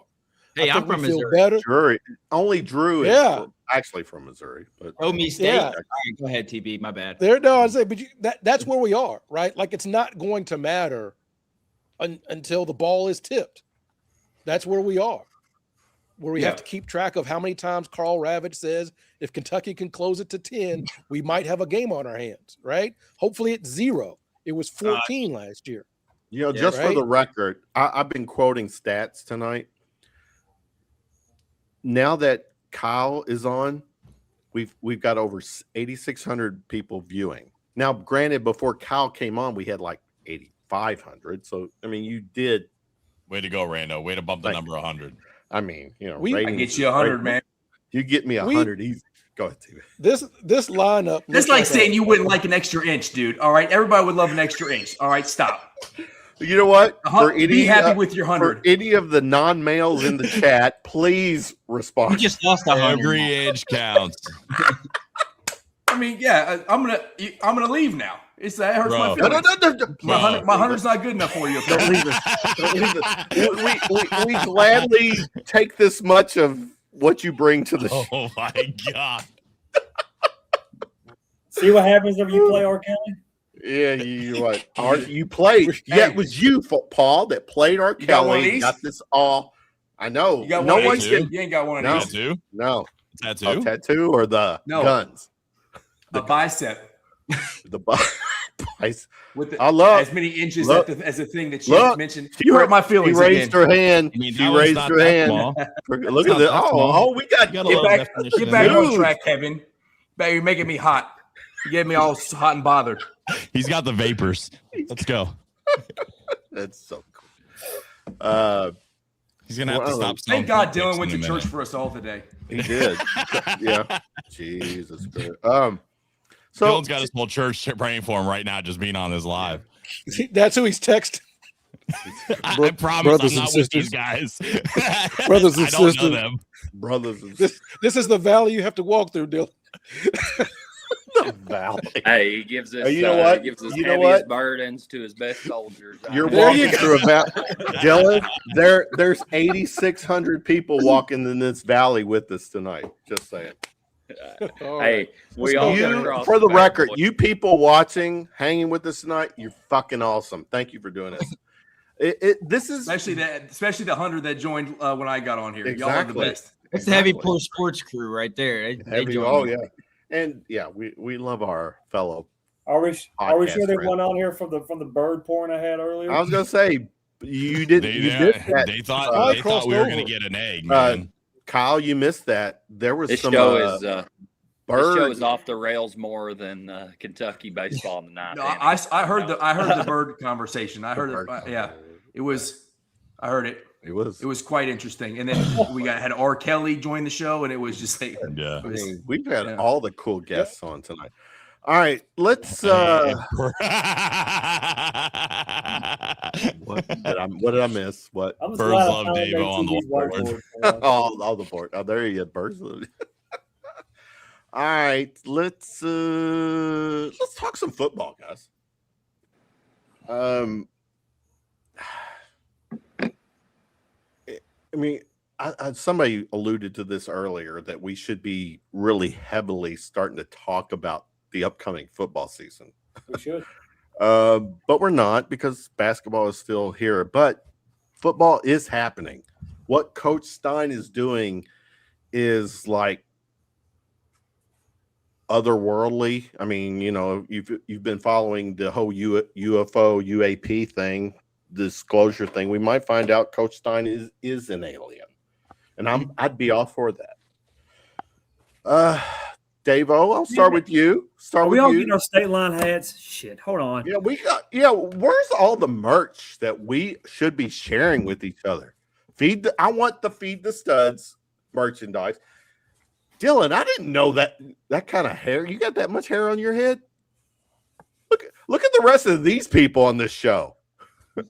Dylan's in competition with me. I know you and Dylan and Drew. You got you one of these? You got a football jersey that says Sky Top back? You ain't got one of those. I've got to put some ROS merch together. I mean, yeah, you're shit. Where's the shoulder pads? Randall, why don't you just put on a rainbow jersey and just prance around? Hey, X can't handle that. All right, you might really distract might distract the fan base. Hey, I already saw someone said something like that to you today.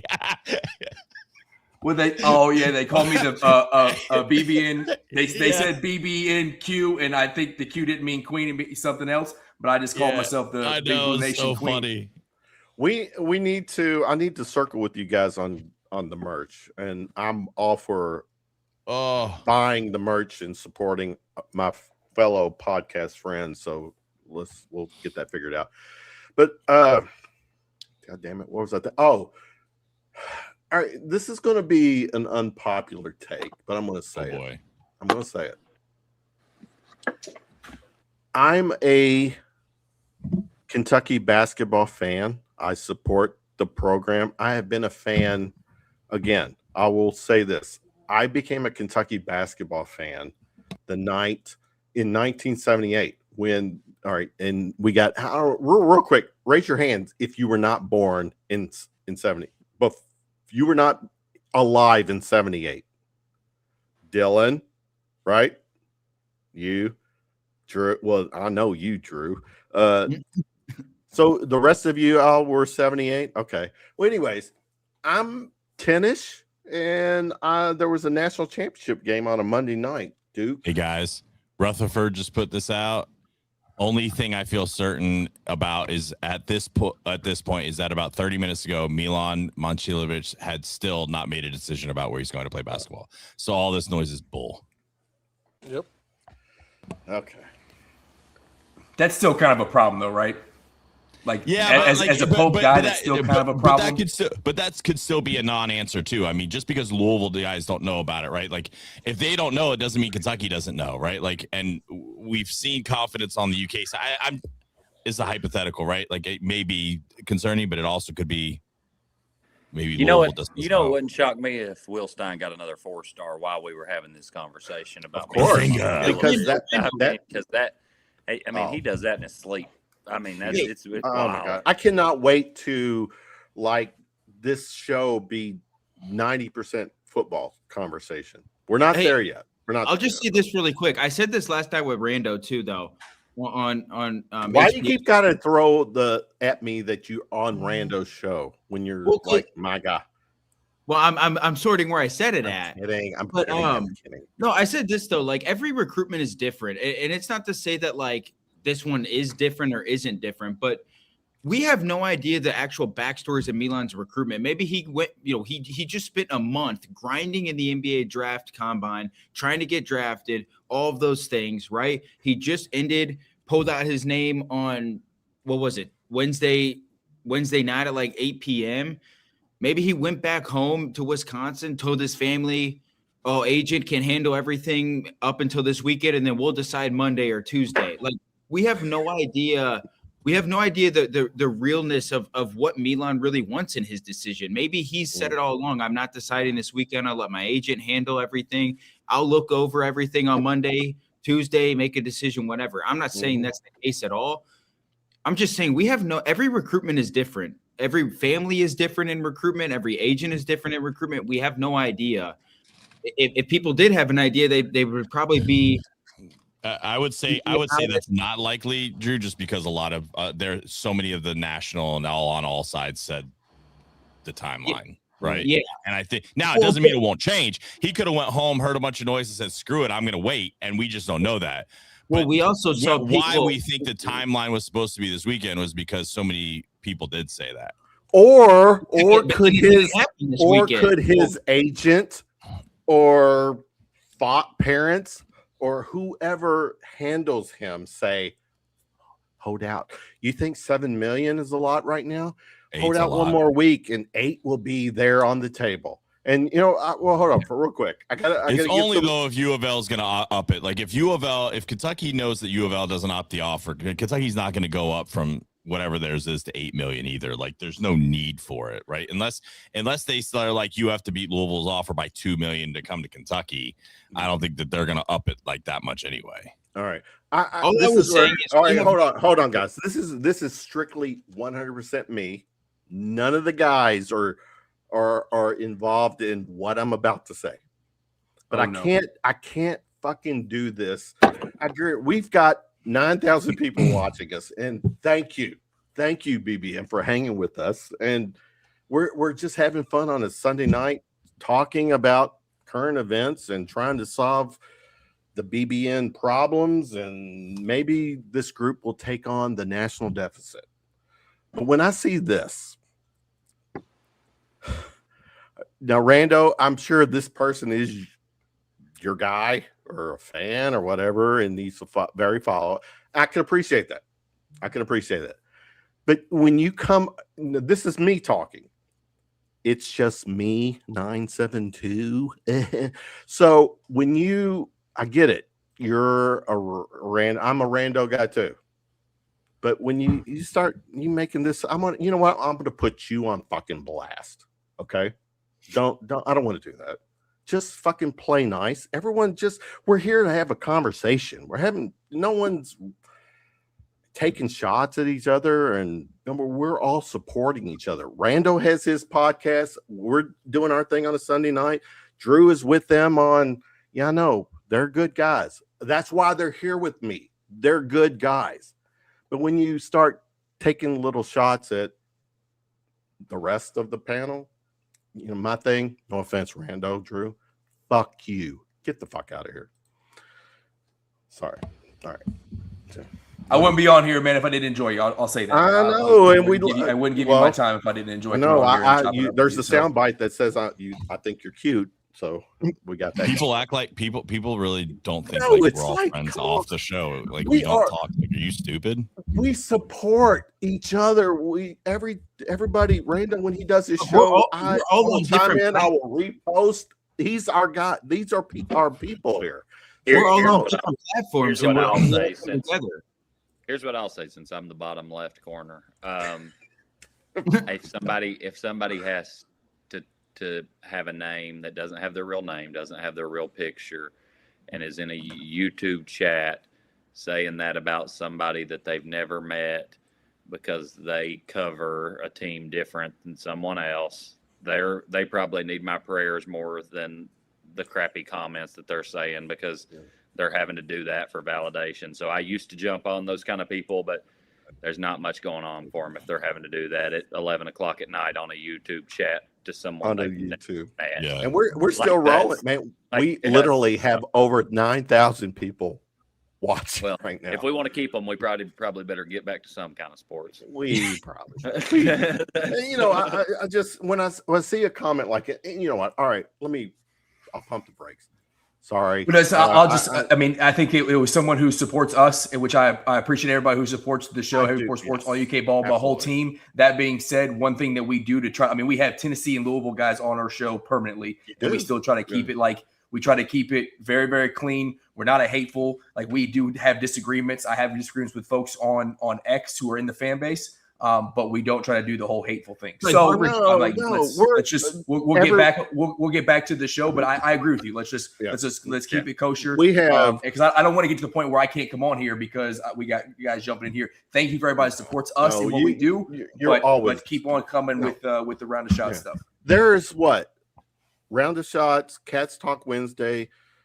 Kyle, your podcast, we got Bleed Blue now. We've got several platforms on here, and that's why I do what I do, is that I bring a different group of people and their shows, which I support. Everyone should support. Just because you have first of all, if you have a different view or an opinion, doesn't make you right. It's an opinion. So when we start, mine are pretty much right all the time, though. and then there's Kyle, and that's why we have you on. That's why we have you on. But all right, I'll disagree with that. Kyle and I know how to gas each other up. We do. I know, and it's what online it looks. People see this shit and think, oh, they hate each other, blah blah blah. But at the end of the night, good night, Kyle. Good night, Paul. You're. He sends me kissy emojis every night, and he's done it for 389 straight days. I'll post them on X. Don't make me do it. Okay, let's talk sports. Let's get back to let's talk sports. Yeah, talk sports. So Matt Jones just tweeted and said that he just quoted Rutherford's thing saying that he is right, that Milan still has not made a decision. So he says that he said the one that Milan, he said about 30 minutes ago, Milan had not made a decision, is what Rutherford said.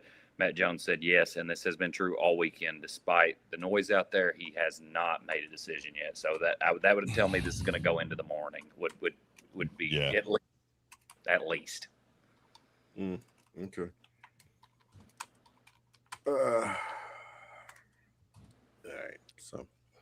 All right. So topics. Where were we at?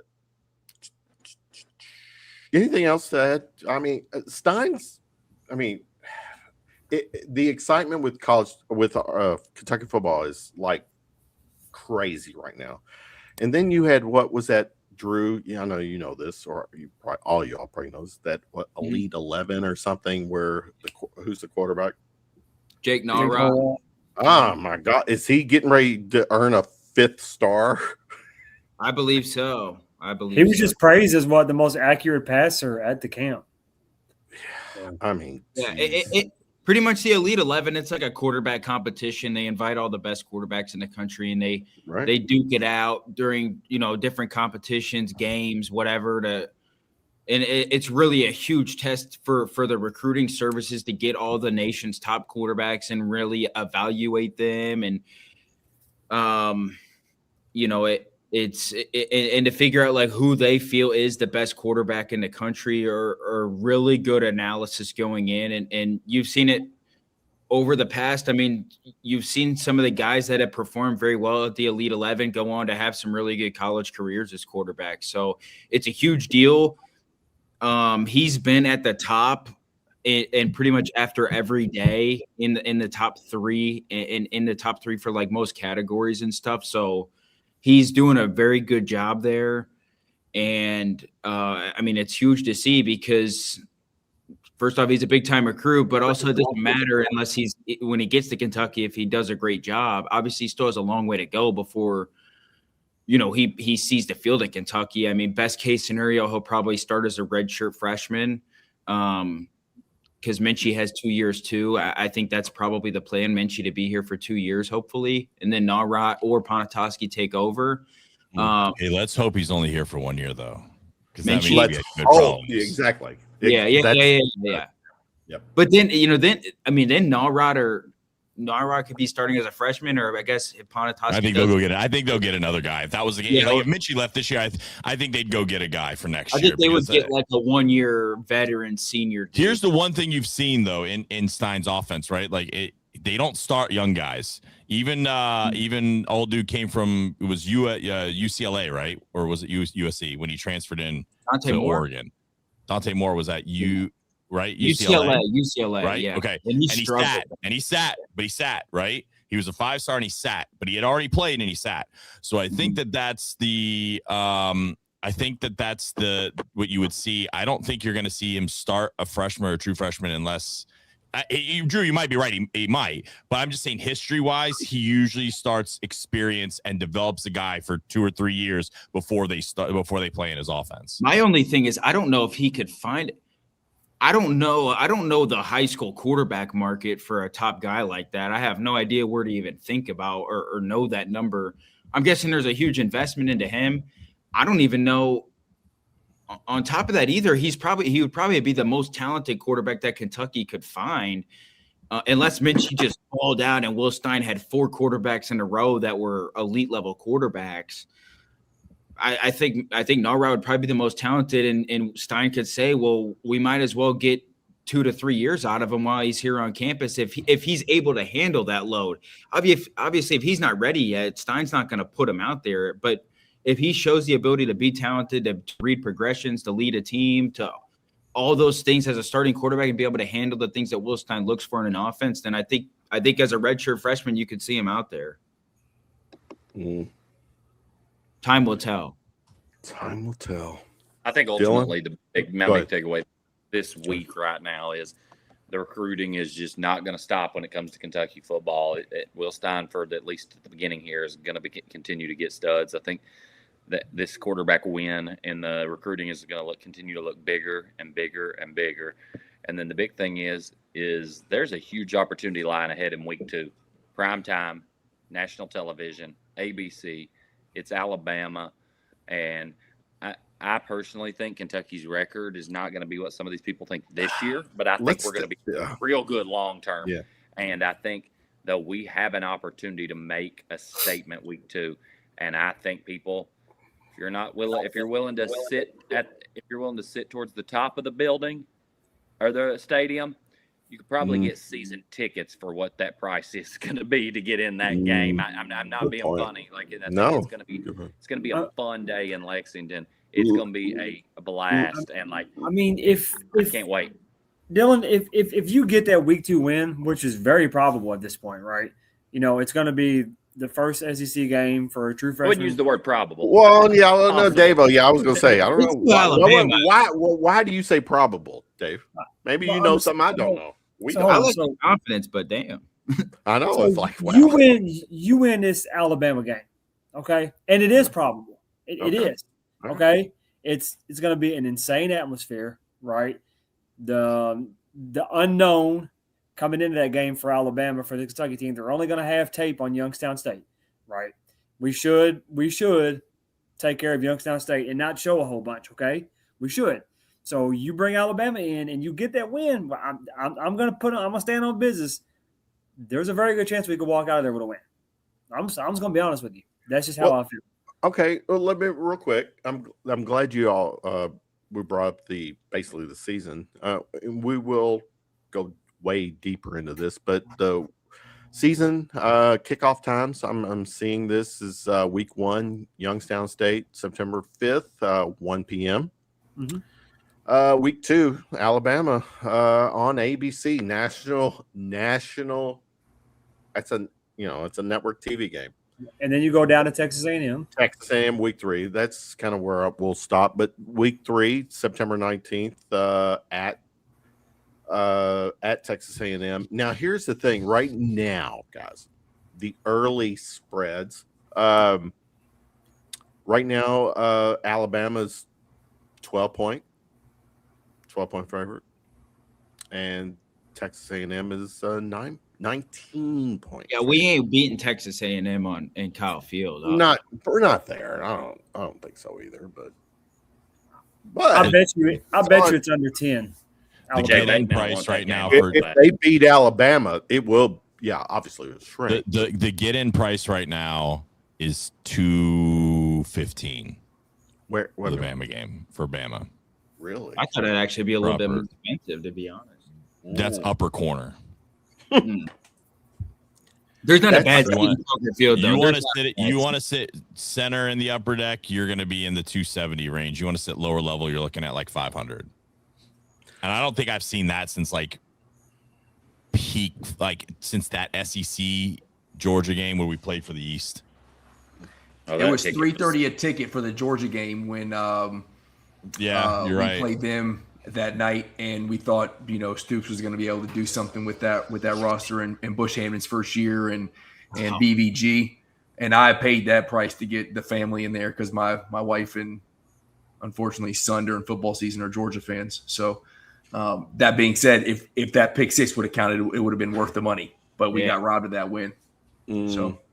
Paul, Kyle, you all have, you all are, you can enlighten me, Terry, too. It's 10:48 on the eastern side, the right side of the U.S. So for some of us that have daytime jobs like me, I do have to get up at a certain time. But we currently have over 9,000 people watching, and for the love of podcasting and talking to BBN, I can't shut it down yet. Where's our threshold? If the viewership gets to a certain point, I can start winding this down. Boys, I appreciate you, but you're about to lose me. I gotta do a few things, man. Gotta be at work early in the morning. I still got some stuff to knock out, but I will say this: I think that I love being on here with you all. Love you. It's a good time. Ultimately, I think that just some takeaways for me, and I'm gonna bounce, is I think that the baseball thing was just devastating tonight. That was horrible. You can't give that up that way. I don't. When the bases got loaded, I would have put in Jelkin. At least he's saved for today or tomorrow, though. I mean, you at got least called out, Dylan. Someone said they showed up and you. Hey, sorry, bro. I got a couple things I promised I'd do. I got a big meeting at work in the morning, and I haven't knocked it out this weekend. But it's I think that honestly, I think Minch, you can't bring a guy in who hasn't pitched in a month right there. I don't care what's going on. And then, guys, this Milan thing, it's going to be what it's going to be. We all know what the team looks like with him and without him, and it's going to be much better with him. It's unfortunately, it would make me happier if it was not Louisville in this, but whatever. Because that's like worst case scenario. And then also, honestly, Will Stein's awesome. Hey, and something we're not talking about. We've talked a lot about women's basketball. We talked a lot the last few weeks. We've talked a lot about baseball. We talked a lot about football, basketball. Your volleyball team might be preseason number one or something. So I've heard that. Putting it on the, if not 1, 2. Let me add that to the reason I brought that up point. is me and my wife secured our tickets for the trip to Chicago. So it's going to be opening day of football season. Nice. And then as soon as we leave Kroger Field, we're not even going back home, straight to Chicago to watch them play in Wrigley Field. So shout out UK Athletics for making that happen. That would be dope. Dylan, thanks for hanging with us. I'll touch base with you, Dylan. Yeah, I think we're going to be up there. If you're going to be up there, dude, message me, shoot me a text or something. It'd be a good time. You'll have a great night. Yeah, it's Wrigley. You know how we do it in this house. Dude, hey, I've never been to Wrigley, and it's one of the few stadiums in the country I've not been to. I can't wait. Oh, you Cubs guy. I like that. Yeah. You have to tell me all the spots. Oh, I got a bar for you. Yeah, I got a bar for you. I'm a Reds fan, so, I mean, I can shout out other places. We're never a contender. See you guys. Have a good night, brother. Have a good one, brother. Dylan, where'd he go? Oh, you kicked random Paul. No, let me no. I'm still here. You just can't see me. Why can't I? I'm like John Cena. You can't see me. I should be able to see. Oh, what did I do? Okay, they're back. There we go. Oh shit! All right. I might have a special guest joining us real quick since Dylan jumped off. So, okay, I got the approval from Kevin. Let's see if he comes on. We are. Again, guys, this is where it's a work night for me, but I'm going to stick on. I'm going to stay on for a little bit because it's hard to shut it down when there's 9,362. 3, 4. Yeah. I don't know.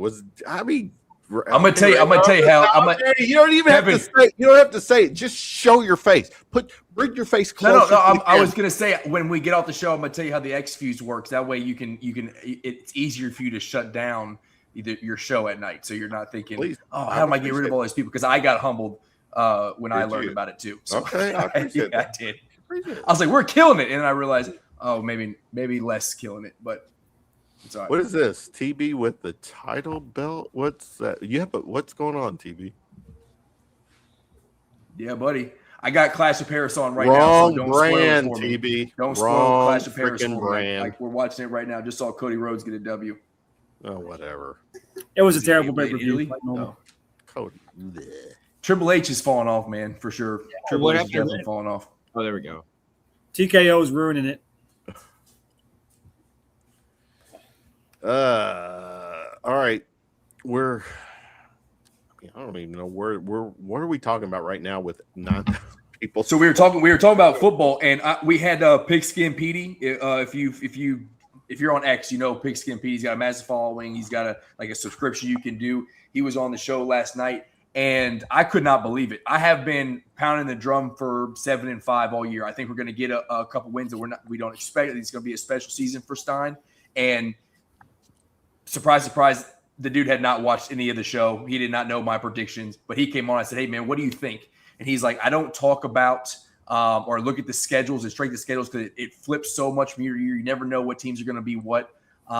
He's like, "I just see what Will Stein has. He really likes Minchie." And he even told us, Drew, he said Minchie he was 1A last year for Notre Dame. He said Carr got the job because his grandfather is tight with Notre Dame. He's plugged in the program. That was words out of his mouth. He said Minchie won that job. They were forced to give it to Carr. Hey, you need to ask Coach Evans about that. We do need to, yeah, because big Notre Dame guy, Coach Evans, 1027 The Game, Owensboro. But so if you believe that, Minchie's a dude, right? And I think we all think he's gonna be good. We haven't actually seen it yet, but he came off and he said, "Hey, I think they're gonna go 7-5 based on what they have." He predicted us to beat Tennessee, which I was surprised in Neyland. That's a massive win. I don't even expect that one.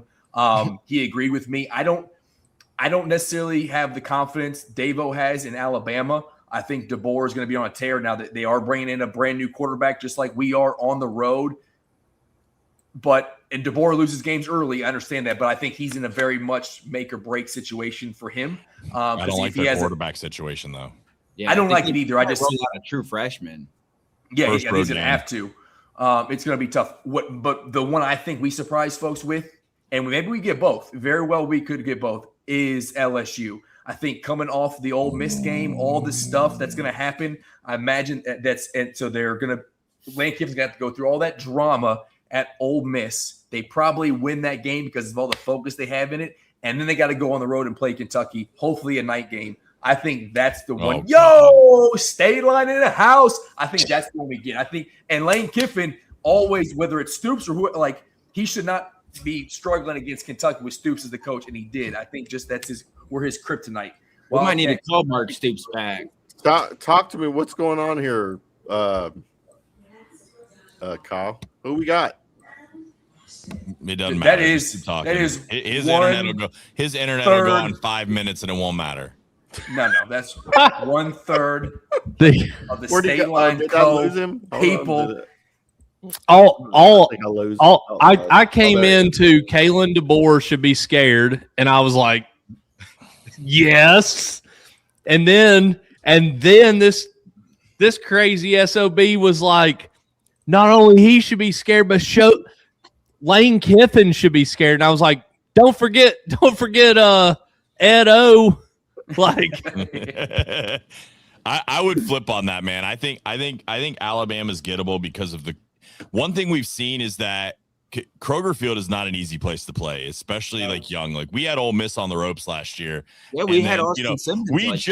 We just so happened to then knock Simmons out and get a Heisman Trophy finalist as his replacement. Like, what's our luck, right? The Kentucky football curse. Now, maybe Bama has that, but at the same time, we've seen freshman quarterbacks walk in here. That place is going to be lit. Anybody who says it's going to be half Alabama is idiots. That is going to be – Kentucky's going to hang 60 in the first weekend, and then we're going to be on cloud 47 for that game. It's going to be nuts. Probably roll out like the Power K jerseys because it's going to be the first big home game, something crazy like that. And we just go nuts. It's prime time. It's lit, 3:30. LSU scares the shit out of me whether they play Ole Miss the week before or not, just because like Lane Kiffin's just got that. Like, I just don't know if we're at that level yet. I think we could maybe get them, but if we walk in there, if we beat Ole Miss and A&M, and Drew, I'm a little bit different than you. I think that A&M is gettable as well. If that game's not at Kyle Field, I think we're like, oh, Kentucky's gonna win. I don't think that's as ungettable of a game. I'm not saying we win, but I wouldn't be shocked if they went in there and won either. I think there's only really one game on the schedule that really kind of scares me, and that's LSU. I actually wouldn't be surprised if they went to Tennessee and won. Hey, the one thing that could help in that A&M game. The one thing that could help in that A&M game, we got to remember, Jay Bateman was just on staff with Mike Elko as the defensive coordinator there. Mm-hmm. And he could work with Will Stein, Joe Slone with the offensive stuff because he knows everything that's going on. That's the only way if Kentucky could just have an elite offensive performance. But, damn, like A&M, that's such a tough place to play that I don't know. But keep going ahead. I just wanted to say that might help out with Bateman being the DC and knowing what Mike Elko does. Yeah, no, I don't think that there's really any game that you look at this and think, oh, Kentucky doesn't have a shot in. I think LSU is the one game that I would point to. I'd be like, yeah, that's a long shot just because of the talent gap there.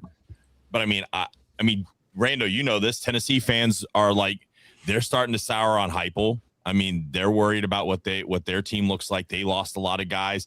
I mean, Florida comes back up here later in November, and they haven't won a game north of Georgia in November in like 35 years. You know, I mean, so I think Vandy. I think this is a gettable Vandy team. I think this is their rebuild year. Vandy's going to probably be on that 4-year arc, right? Like every third year they're good. They beat a couple guys. Fourth year that they contend for a playoff spot. We don't play Georgia. I know we play at Oklahoma, but that team, Oklahoma is one of those weird teams that like you can kind of get them because they've got holes. So I think it just like that second week game, I think hits so much because if they win and beat Alabama, I think they put a lot of people on notice and the confidence goes high. Even if they lose a close one, I still think that the season still got potential.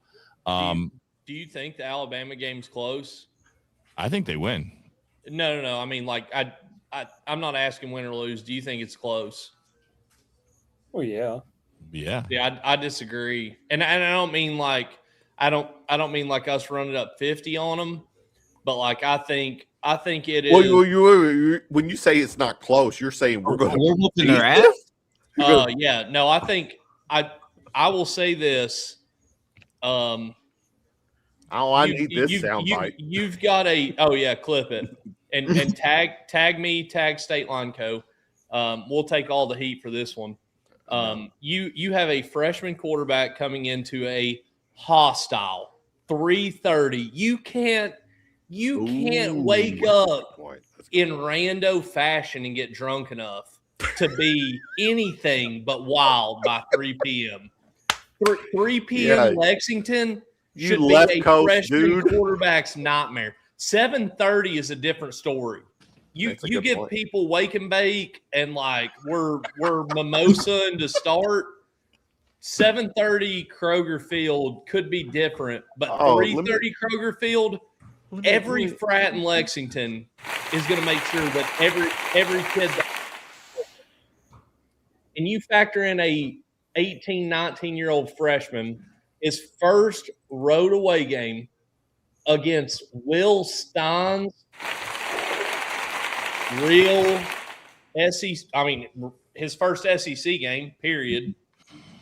I think it's one of these games where a kid wakes up and he's bleeding out the nostrils and like eyes are like swollen and he's like, I mean, the only thing I would say different, man, is I think he gets in there and then like I think the noise in Kroger Field shocks people. Oh, I think for sure. I think the Alabama kids. It's not a big stadium. You get in there and you're like, oh, this isn't this, and then you hear it, and then you're just like, what the fuck? Oh, like that place. And I will say this: I've been to a lot of stadiums. I've been to a lot of big games.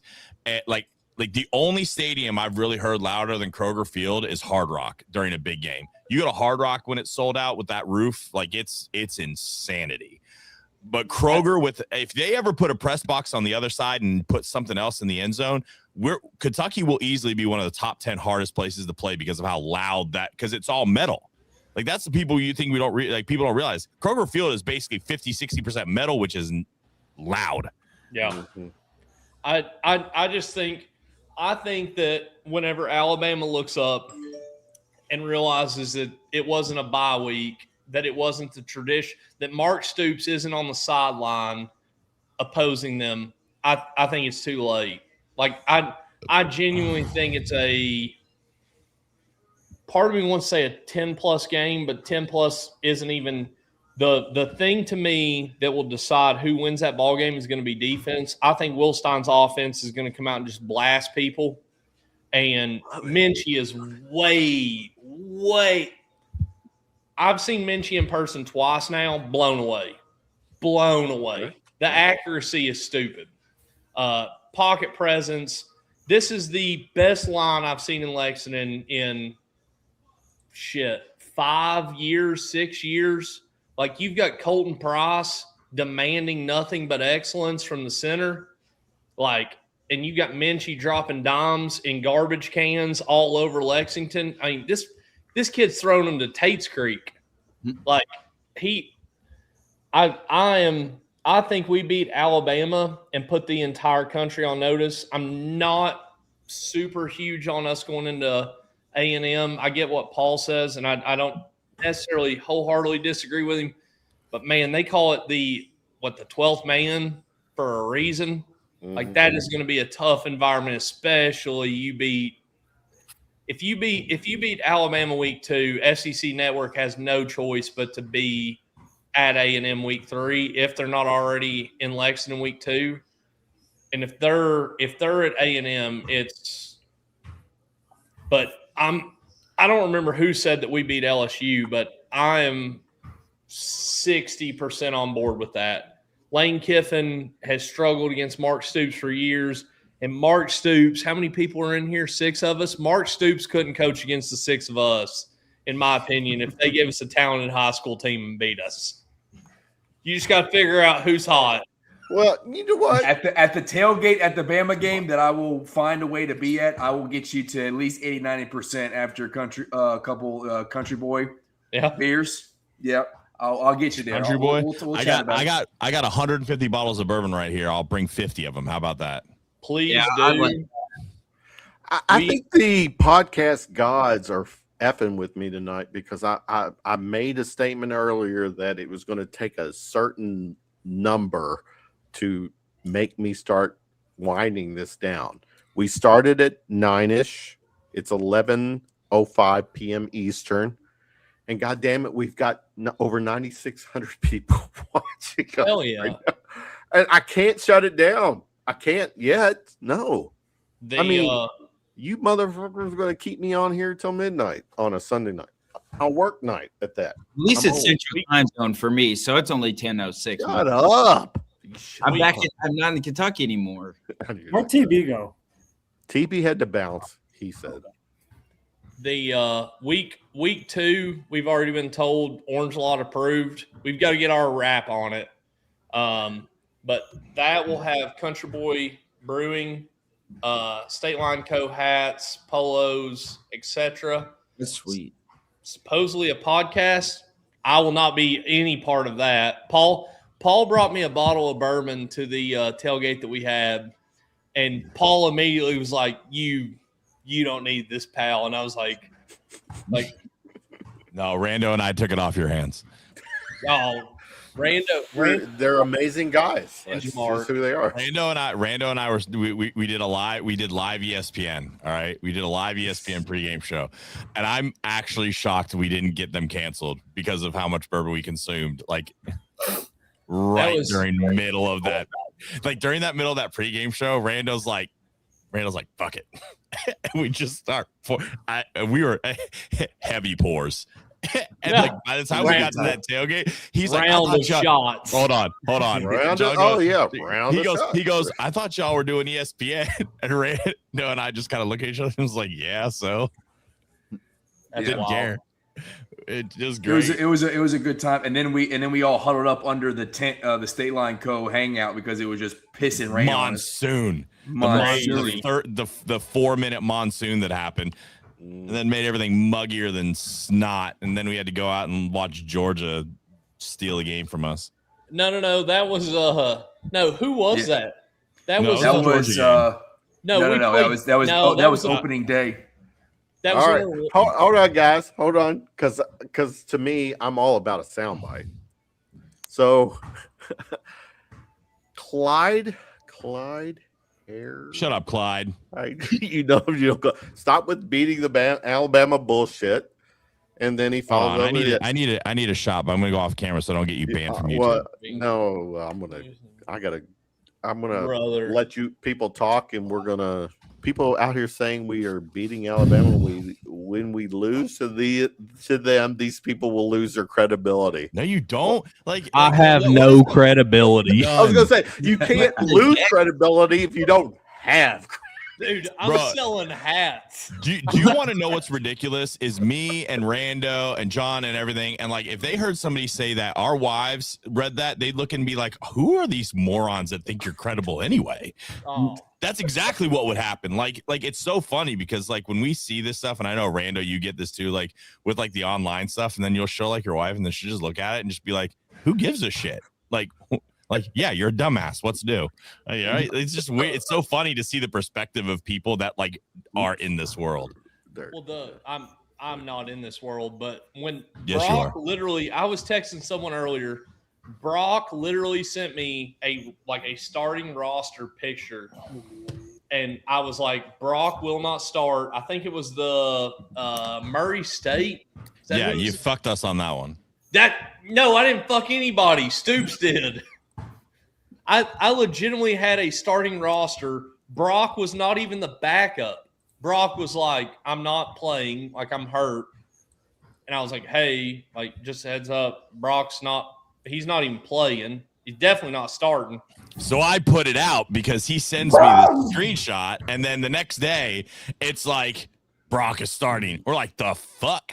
Yeah. And then they almost got him killed. Yeah. Dude, that lame duck TD he threw. Yeah. To Gilmore, it was so bad. It was such a bad throw. It ended up working. But yeah, that was funny. That was 2 years ago. Like, yeah, Brock got me in trouble twice, and one was from you, and one was from Brock himself. Yes. The retirement. Yeah. Dude, Brock told me he was retiring, and I didn't tell a soul. I didn't tell nobody. I was got like, permission to I'm going to say let it. him ride off into the sunset like Rip and just be like a cattle farmer in like wherever the fuck he decides to turn up at. And then the Randall next thing I remembers know, that. you Randall guys saw are the screenshots. Randall saw the screenshots too. We had permission to say it. All I remember is Bleed Blue Network ruining Brock's moment. That's what I remember. Yeah, we ruined it. That he never did. He didn't give a fuck. The crazy thing is everybody turned on you guys for posting it, and then some like journalist student from UGA posted it at I don't know, like the Bulldog U newspaper, and everybody's like, "Oh, Brock's retired," and it was like, we know he's been retired. No shit. No. Yeah. shit. And can we not start with the negativity already before football season even starts, going into a new era? Like, Can we lose to not do Youngstown that? State first before we worry? No, I'm just kidding. That was that's a good point. How I think we hang 30 on Youngstown State and Minchie's out In the and first quarter. and Will Stein is the quarterback. I think they'll hold back. It's not even televised, is it? I think it's no, it is. Let me see. No, it'll be on ESPN Plus. The It's SEC right now. games It's are on all ESPN. SEC Network Plus is what it's saying right now. John, what you got on there? For Youngstown, I'm saying for Baseball, brother. No, your hoodie. I just noticed that. Oh, dude, I didn't know you got that, dude. Oh yeah, dude. I've got 2 hoodies. Oh, come on. I don't need another podcast coming on here hijacking my podcast. Hey, State Line U. I do. No, I'm kidding. dude, I've got 2 of these hoodies. I wear this thing all the time. Christian says this is why we got beat tonight. I had on a Orange Beach, Alabama t-shirt until the top of the 7th, and I put this on because I turned the fan on in the living room. Oh, yeah, cut and it. then Hey, poor just got a bad jinx. Yeah, things. Damn it. Any Milan updates? While we're here. We I went, think yeah. The I think update is that Twitter lost its mind for no reason. Yeah, I think it's very well calmed down. Kind of like what I said. I think there was a lot of bullshit from a lot of fans, like and people on message boards that had no idea what they were talking about. So not to say that he's not going to Louisville still, we don't know. But I think a lot of what we saw tonight was just a lot of random people saying stuff. I don't know if fan base gets jacked over just not. No, I agree. Listen, I talked to somebody who's a U of L guy, like pretty high, and he said stuff, but then he's like, my gut still thinks he's going to Kentucky. Like, I mean, I asked the people that usually they'll tell me something that's off. I asked the national dude. Usually when it moves, it's like you hear it. Now, again, to your point, Drew, he might still go to Louisville. I mean, I don't know. I'm not saying he's going to Kentucky, but there was nothing in that chaos. It was so weird. Led me to think out of nowhere. Yeah, I think it was maybe a little coordinated. I think, look, here's the other thing. Louisville is notorious for that. If they think they're going to lose this recruitment, they might just do something just to like throw it out there, to throw something sideways, right? And now what can Louisville say now? Oh yeah, we had it, and then Kentucky just threw a bag at them, right? Yeah. And now it's about the money again, right? Like I think that there's some cat and mouse maybe on that as well. So we'll see. Well, this is an interesting comment that it's so. It says, I'm scheduled to believe any of this information until Milan actually signs. I've gotten a couple of DMs asking more information. There's no way for anyone to give concrete information right now. I 100% think Milan's camp is leaking information to try and strategically increase the price, and I think it's worked. They've done well. I agree. Did I send you that screenshot? Hang on, I'm gonna look and see if I sent you the screenshot of what somebody said. That's the first time. I mean, we've seen folks going back and forth about is Louisville. They've kind of slow rolled this thing, and now they're ramping up. And are they the ones that are kind of doing the messaging game? And look at what I just sent you. Look at what I just sent you. And Milan doing it. That was 2 hours ago. That was 2 hours ago. I got that screenshot I just sent you.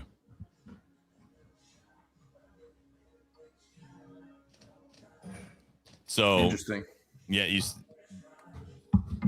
we text that like 2 hours ago too. Like like the noise seemed a little manufactured. Yes, and that was my point of what I was talking about before. Of my clip of Pope's got to put that thing on the table, right? Eventually, like these agents are going to play games, right? And like I will find a way to support Pope this season, whether we get Milan or not, because winning is all that matters. Until he doesn't win this season, then it's maybe time to have a conversation of, do we need a new head basketball coach? But with or without Milan, he's got to win games. Now it's going to be easier to do that with Milan. But at some point, he's got to change the narrative, not just of like, I can't land a big fish, but of like, I can not get punked or played by these agents, because that's the unfortunate thing, is like, he has shown that an agent can sit there and bring another school in here and play with it. And Pope's just like, listen, dog, you come here, you're not. You're $7.5 million, yes or no? No, okay, see you. Like, whatever, man. I was saying, going back and forth. Go ahead. I said it earlier on this show, talking about the show last night that we did, but I said it like, this is his opportunity to rewrite all the wrongs for the Tyron Stokes recruitment. Like, he has the opportunity to flip the narrative at least a little bit, or to make up the ground of the BS recruitment in the offseason. Like, we know the Stokes recruitment, he waited in there way too long, and it seemed like all along he was going to Kansas amidst, there were some reports and stuff that it seemed like Kentucky was gaining ground, but then when the announcement really happened, it was like, yeah, they really had no shot. This is an opportunity to at least, make up some ground in terms of PR and positive news in recruitment. Like, if he messes this one up, like, it would be hard to even think anything positive with Mark Pope in a recruiting battle moving forward, because it's just a constant. It doesn't look good either, and I don't remember which burner or who said it. And like, I'm not on the like screw Mark Pope no matter what train that it feels like some fans are on. But if Milan doesn't come here, after that beach photo, it is like a massive like WTF. My It bad. is. What were you doing? My bad. Yeah, I like it. It's It on is like Instagram though, so it wasn't like someone sent it to me and I posted it. It's on Instagram. no, but it's like And there's like 6 of them, by the way. I just picked that one. yeah. I mean, like you've got to have some situational awareness. Yeah, Like, but you know that the SEC meetings were basically on the beach in Florida, so it's not like he was just down there on vacation either. dude, I know what Be- you're saying, but he was down there. Listen, you can't begrudge the guy an hour on the beach with his family, right? It wasn't like he was in the water with like his shorts on or anything like that. I mean, dude, I was just trying to be funny. And then the Louisville shit happened and it just blew up. Real quick, Colin, let me do this. I got to give a shout out to everyone who's watching right now. People in the chat. It's 11:18 Sunday night. I will freaking have a hangover and all that for tomorrow morning when I wake up to go to my log on and my remote IT job that I have a little legitimately, and I'm gonna. This is how professional I am. I have a 10 a.m. meeting with the our CIO to talk about some stuff, but tonight is about us. It's all about us. So again, shout out. We're still at 97, almost 9,800 people. Based on now, great. That's StreamYard. Now that's several platforms, but I can't in good faith kind of shut this down anytime soon until we get to a certain number. We'll keep going. Davo, I'll tell you what, you're the measuring stick. If you literally fall asleep, Snapping back. What's your if his head falls, no, he's falling. But yeah, I love this, and I get this, Colin. I mean, I'm watching you on last night. This is let's give the shout out really to BBN right now. On a weekend night where we're doing our thing right now, and here's the cool thing. We got podcasters, people who do their own podcasts. That's how I want to do this show. I want different takes because I'm a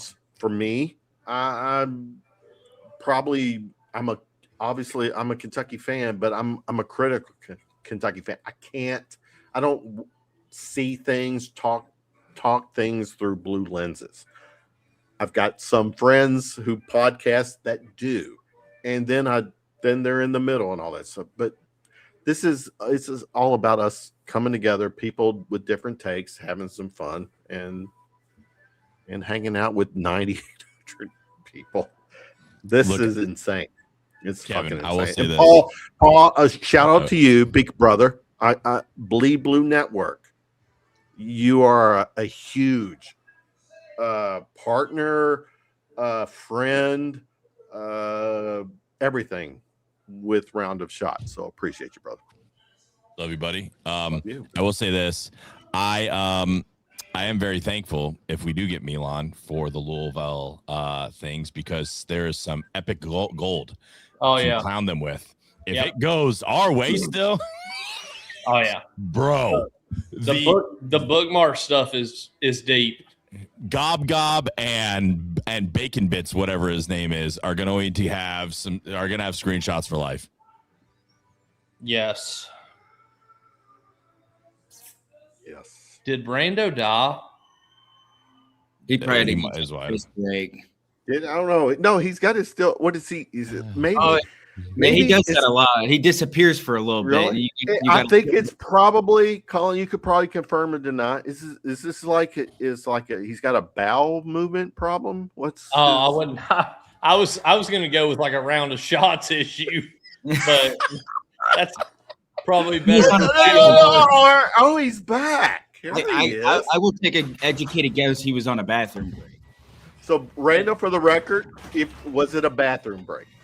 It was not. So actually, he was a good dude, but Jay was out here shooting hoops, and I just heard like some grown man talk to him, so I had to go run out there and check to be like, why is that happening? Yeah. Why? But it was my neighbor who is a varsity basketball coach was kind of giving him tips, so I just had to verify we weren't having. I was gonna have to put somebody down real quick. So Okay. Sorry, Hey, guys. I gotta go. I just killed someone for talking to my kid. Yeah, I'm not making fun of him. I do it too.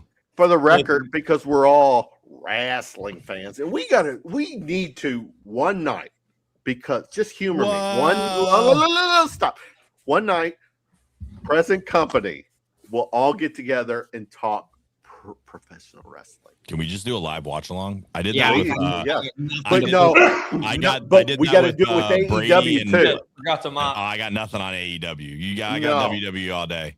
Fuck. I've listened to Kingdom about 47 times today with my kid, and then See- watched Cody Rhodes kick Gunther's And ass. yeah, but you know what?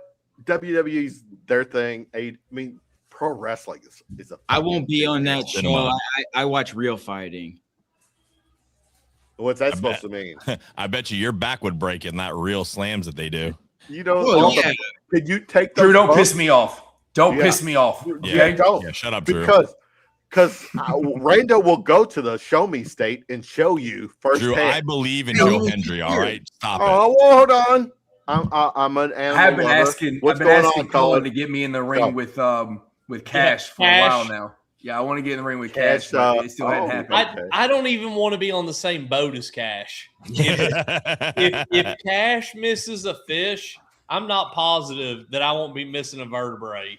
Like I'm I might Cash. think the boat just stomping. Is he still doing shit. stuff with OVW though?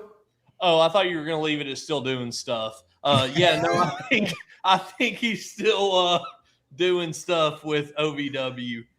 He is a tractor trailer in himself. Like He's a tank. Cash is one of those people that We if he talking finally Cash. figures it out, Cash. if Cash will do like some like Instagram videos and being like, if you too quit eating everything except for berries for 30 days, you can look like this. Cash would make a fortune. Like Does Did- Matt Jones still have ownership in OVW?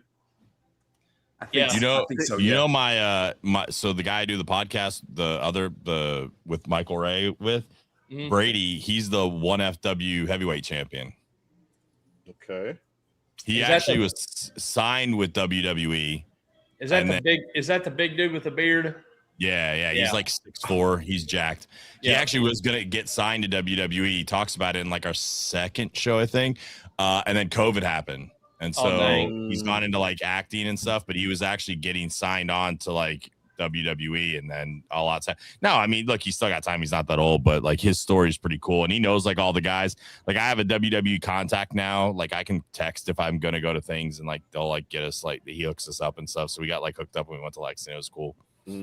Check this out, guys. This is how, and I'm gonna throw this out here for the present company, not necessarily Drew, because Drew seems to think pro wrestling is not real.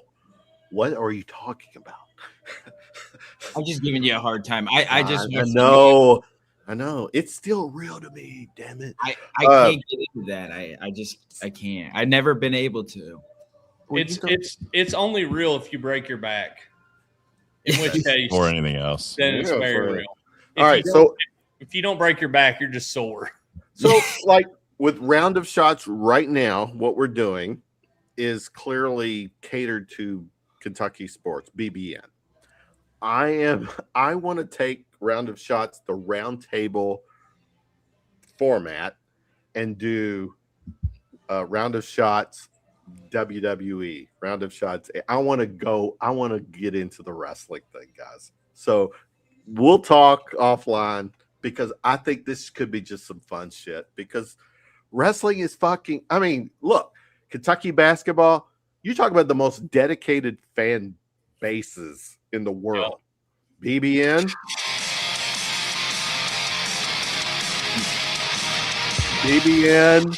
NASCAR, I'll say Wrestling it for is nuts. for the southern people. I'll say it for you.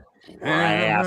I don't know the words I of that mean- song, but it is electric. The The only thing better than Cody, in my the only thing soul. better than Cody Rhodes' intro is when I'm just yeeting all over the place. When I'm just Yeeting, yeah. yeeting in my, I'm just Uso. For the record, Oba, I'm gonna Oba's say- entrance is also fire. I yeet all over my living room. oh, All over. Yes, Can you right. take a What video is next Coach time? Ryan I saying? need to see that. Yes, hell Hey, yeah. Kevin, speaking of that, we need to get Coach Ryan on one Sunday night. You people They should come- have carte blanche to just He's the come man. on. Yeah. I mean, Rando, he tells me I can come on at this time. I think you do, Rando, for the record, you do that just because I'll say, okay, you can come on. No. So listen, I do. I'll be done pumping our show, but I do our Saturday night happy hour show at 6 my time, right? So 9 Eastern time. So I already missed bedtime on Saturdays. I can't do it on Sundays. I don't have it like that in my own house. I'm telling you that right now. Like if I didn't do bedtime Saturday and Sunday, it would just not be great for me. So I got to come on at 7 once baby girl goes down, or a little bit later when she fights it like today. So that's what it is, honestly. Like I come home, I have to help with bedtime. So if you ever wanting to start at 7, I could maybe jump on here right when you start. No, But because Paul you shouldn't says do that. Paul's not 7 is supposed 10 to- o'clock his time, by the way. Exactly. I'm like, yeah. Yeah, exactly. Why I is wouldn't your do it either. Why is your hand raised like you're in kindergarten? No. Am I the only one that knows that Darby Stein is the first person to work out in the new workout facility? Probably. How I is think so. Darby. What the- What are we talking about here? I've never. Hey, No, I saw. I think it was the strength coach. He posted it. I think I saw it on TikTok or something. He was in there right when they opened it, but it looks fire. I was in there 2 days ago, and they were like, "Stay away from the weights." Like I was gonna hurt something. Well, you're not the queen of Kentucky football. I'm so not. But Maybe you stop. Maybe if you start sleeping with a coach, you might get to touch the weights. All right. I don't know. Holy hell. listen, Davo. guys, That's all you got to do? Davo, That's all you have to do? Hold on real quick. I'm trying to put a hat on it, man. We've That's hit all I'm trying to hold do. on. We've hit Sign me up. We've hit a milestone for the night. It's 10,000. 11:30 p.m. Davo, are you out? Yes, I'm done. Okay. But if I could have my quote unquote round of shot, my No, final give us your final shot, please. Okay.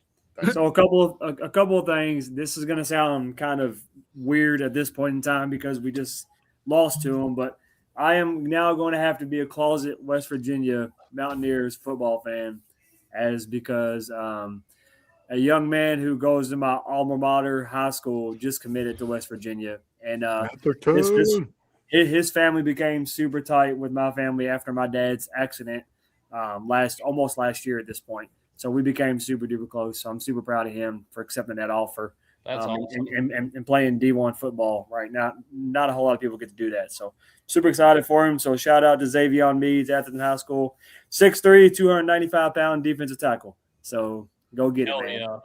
yeah. And then Rando, I did a wedding at up in Richmond, and we have to stop at Buc-ee's, right? That's just kind of the way it is at this point. The brisket is just an absolute go-to.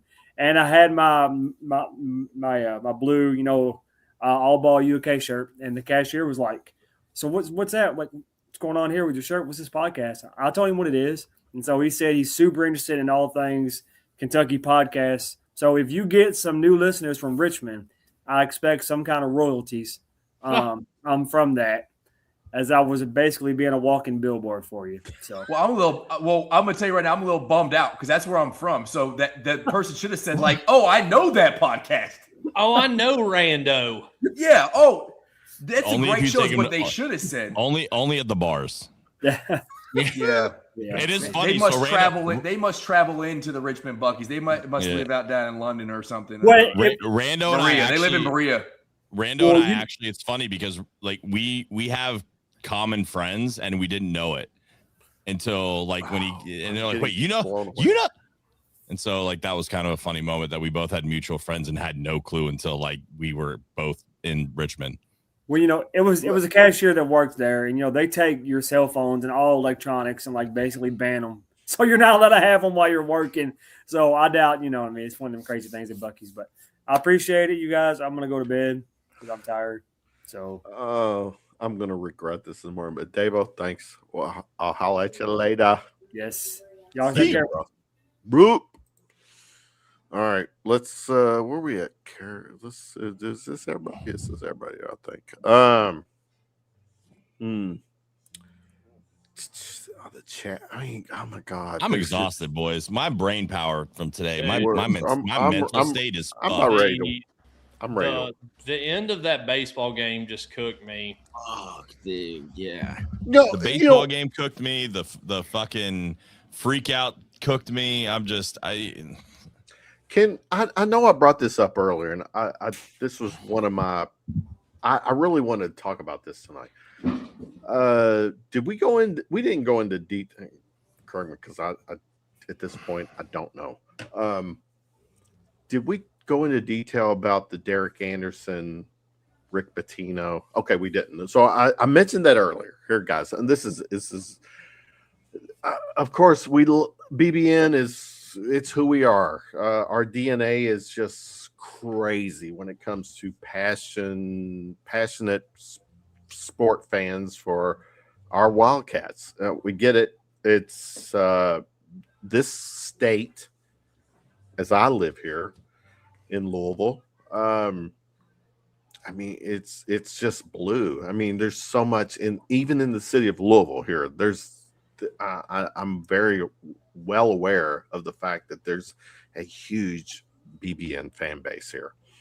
So the other day, there was a post or something involving Derek Anderson, former Kentucky basketball player, and this was back at Anderson DA in the 90s. Yeah.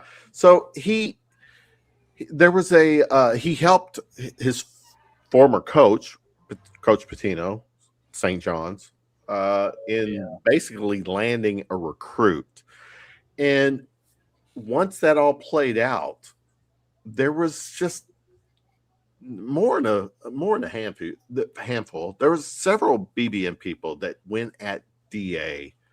Why would you do this? You're a Kentucky guy. Why would you this and that? To walk me through this, because to me, it's like DA is. He's to me for me as a guy who followed. I mean, Derek Anderson's 2 years here at Kentucky. That guy was a fucking stud here. One of my favorite players. He's a Louisville kid. He went from Louisville DOS to Ohio State, then to Kentucky. And I did a podcast with him back in the day, and he said on that podcast, and he has said it since, 100%, he could have played in the national championship game in 1997. Coach P, because Pitino loves this kid, didn't want to risk his professional career, which he wound up going to the league and having a career. So, but Derek Anderson helps out. I mean, he's helping his coach. Is it fair or foul? Paul, I'll start with you. Is it fair or foul that BBN went at him? Anderson? Yes, please. Yep. I mean, dude, he's doing different stuff. Who cares? I mean, it wasn't like it was like a guy that we were necessarily like stupid in on. We weren't really like a Milan backup plan. Yeah, no, but I don't think he was actually like a serious backup plan though. Like they stayed in contact with him. I think he was an option early. They liked him, but I don't think he doesn't fit the team in what we're looking for now, right? Like we have a bunch of guys that are like him. I don't disagree, Drew. Like if he wouldn't have committed to St. John's and he would have been there, Milan would have went somewhere else. I think they would have just went after him to try and get somebody like that. I don't think he fit. I think he screams a St. John's player, like the type of offense they run. I think it fit.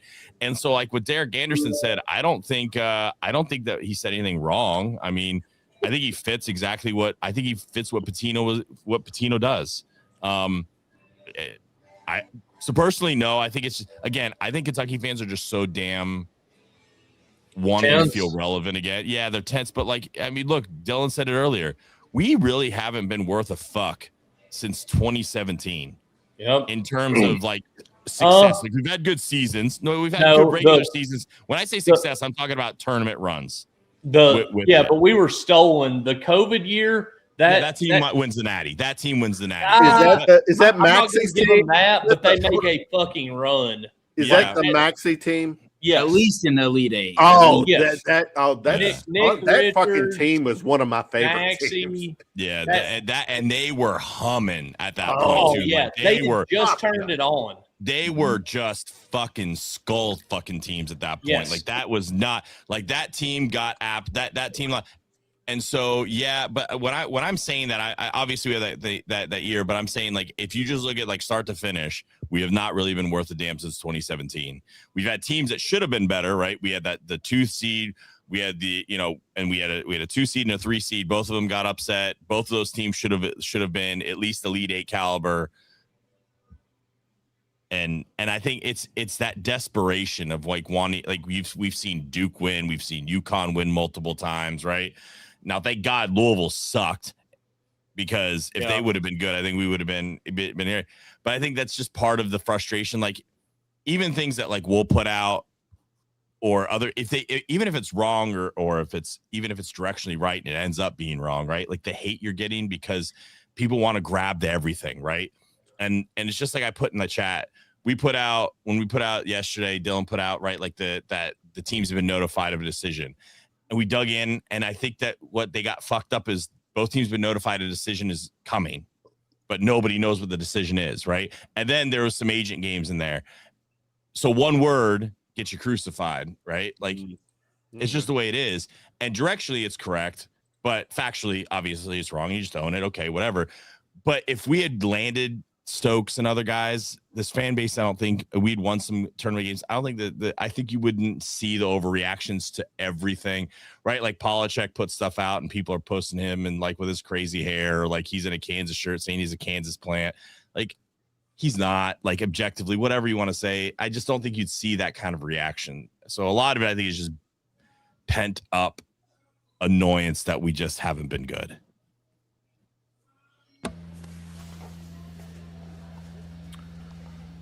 Okay. I agree. I think the hardest part is like I think all of us as Kentucky fans, like Paul said, like we haven't really been anything in the last 5-6 years. Like at this point, we're just trying to hold on to like being still above average, if that makes sense. Like and hoping that at some point it can break through and we're back competing at the top of the sport. In terms of the Derek Anderson thing, like I think it's completely wrong that BBN freaked out. Like if you've played sports, you have a connection to your coach more than you do as a school necessarily. And I know that's hard for certain fans. You know what? Take a pause there. Let's remind BBN. This is my take, not necessarily the panel, but during Coach Cal's run here, the players did not come here because of Kentucky. They came here because it was Calipari. I was going to mention. Stop. No, I'm just saying. No, unless you're okay, you might be from the state of Kentucky, but no, people. The kids came here because of Cal. Some of them, sure.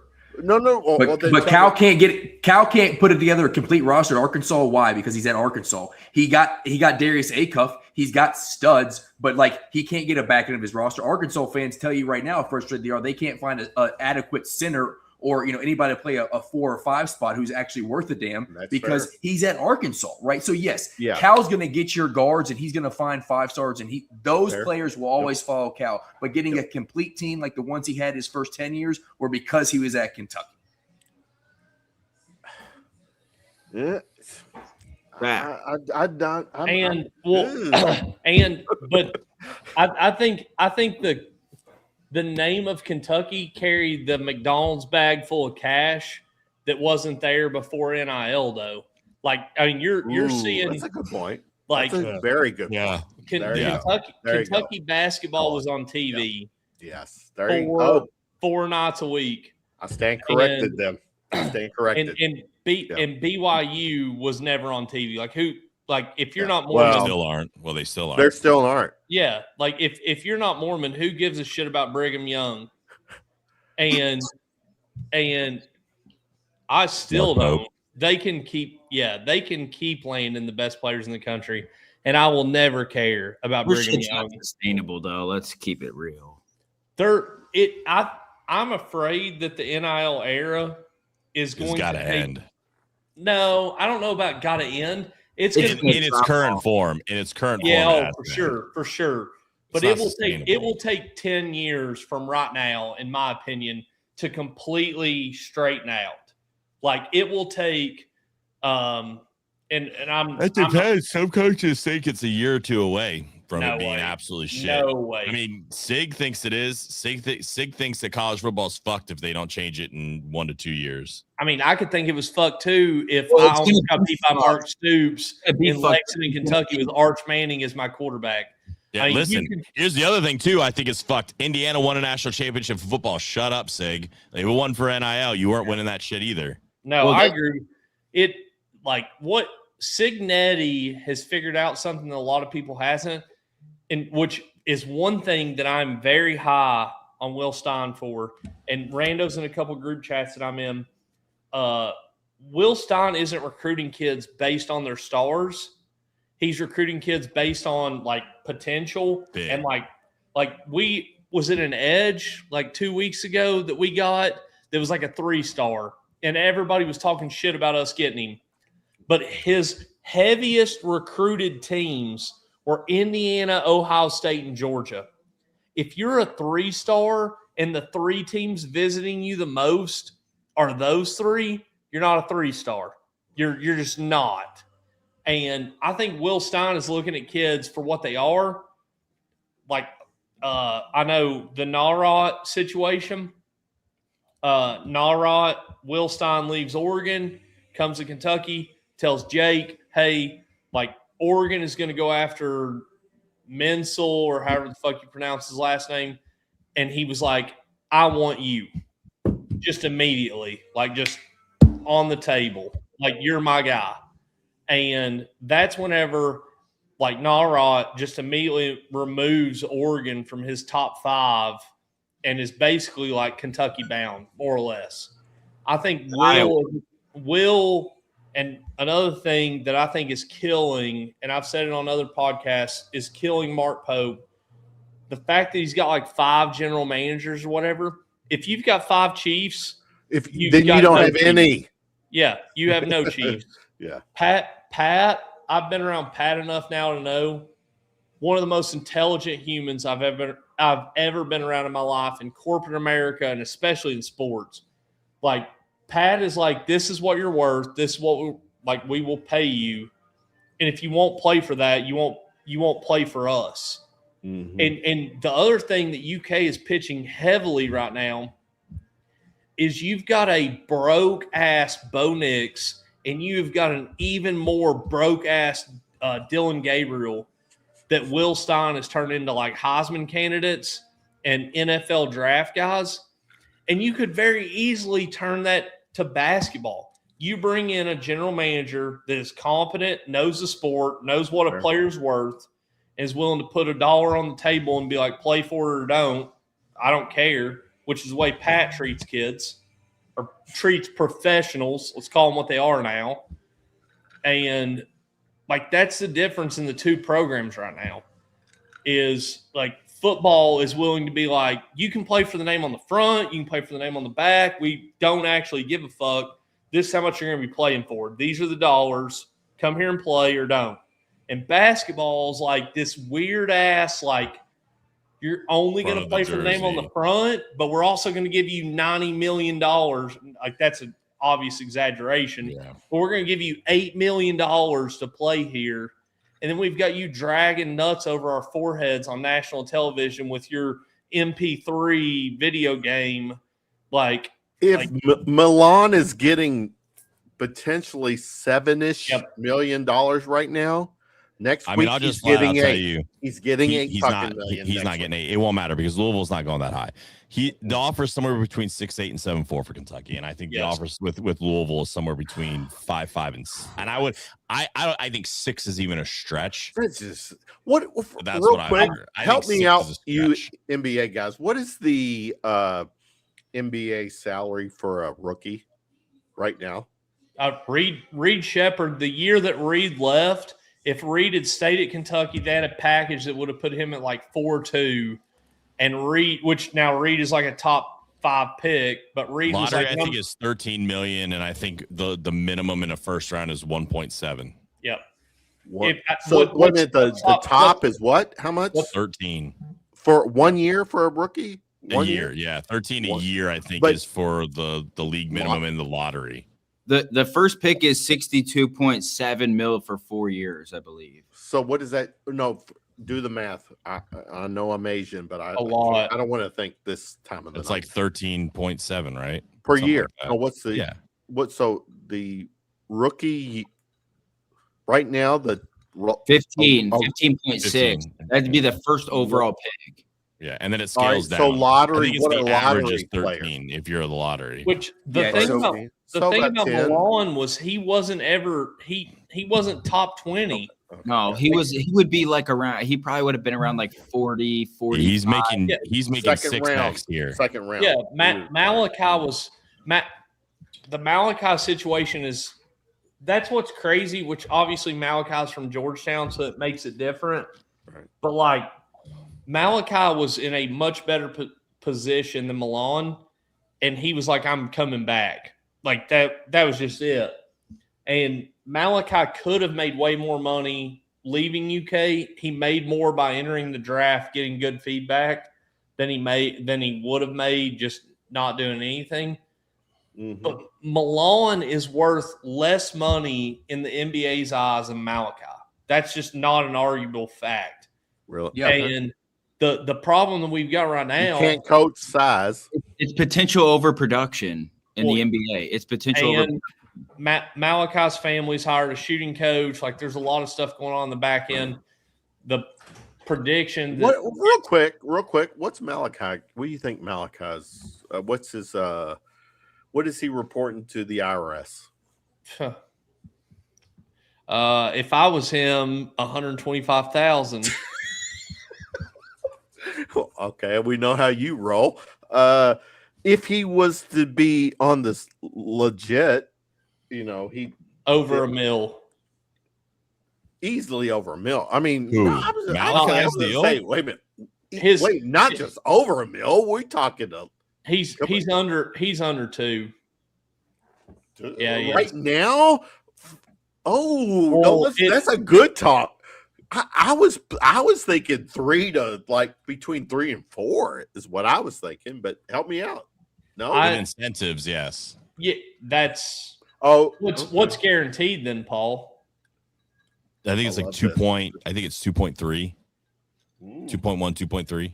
So you're okay. No, fair. I'm with you. Yeah. I've not spoken to anybody, and I don't ever ask Malachi or Michael those numbers, but I am close to people close to them. Okay. His open market value was 4. He was under 2 before he went to the NBA. He was definitely under 2. Look, I think it's fair to say the thing I heard was he was over 2 after, but I also heard that he had some crazy incentives. But I'd never asked what the incentives were. As we said earlier, I was a fat guy like twice. and I almost got Paul and them canceled both times. So I just got out of the fact world, and I'm just, oh, that's sick, man. Do you want a hat? Well, look, this is me talking, so not speaking for anybody else, but it's probably fair to say if they're not at Golden Corral on every Sunday, they're probably making some big time money.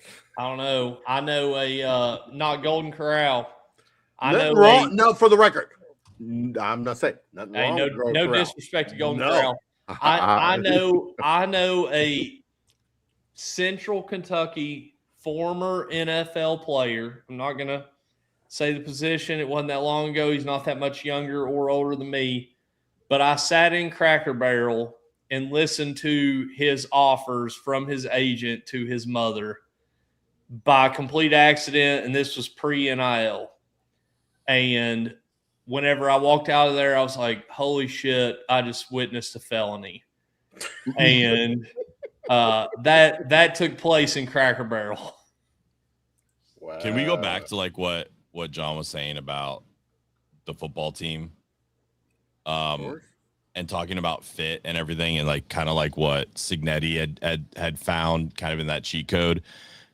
There's guys that we got on the transfer portal that I think you're going to be absolutely dog walked shock how good they fucking end up being. Our D line and our front seven, I think, is going to be insanely good. Well, a lot of They're the D line too was deep. rotating too. Well, yeah, I think you had 3 of the 4 D-line starters came back. I think you had 5 of the 2 deep come back. The D-line is too deep, nasty. But, like, when you see the overall size of, like Harkless, Antonio O'Barry, Ahmad Bro, like, these guys are, like, these are guys that maybe didn't, like, I know O'Barry wasn't at, like, a big program, but, like, I saw him and I was like, holy shit, that is, like, some dudes are big, and then there's like guys that you just go, what? Like that dude will make your head spin. The size of this team in the trenches is going to shock you. The size of this team on the front seven on defense is going to shock you. And I think when you kind of look at like the running back situation, I think you're like CJ Baxter was the number 1 overall running back, and I know he had injuries. If he's 85-90% of what he used to be, he'll be one of the top 10-15 backs in the country. They're protecting Baxter as well. Like they are. The reps Barnes. Yeah, the reps that Baxter's getting, it's very strategic. It's no touch, more or less. The one person that I will say that I was around during Stoops' era versus now, Brian Robinson. Brian Robinson was highly anticipated, preyed upon to leave whenever Stoops left. If you remember, he was a big time prospect. He was a top 50 player. Yes. Yeah.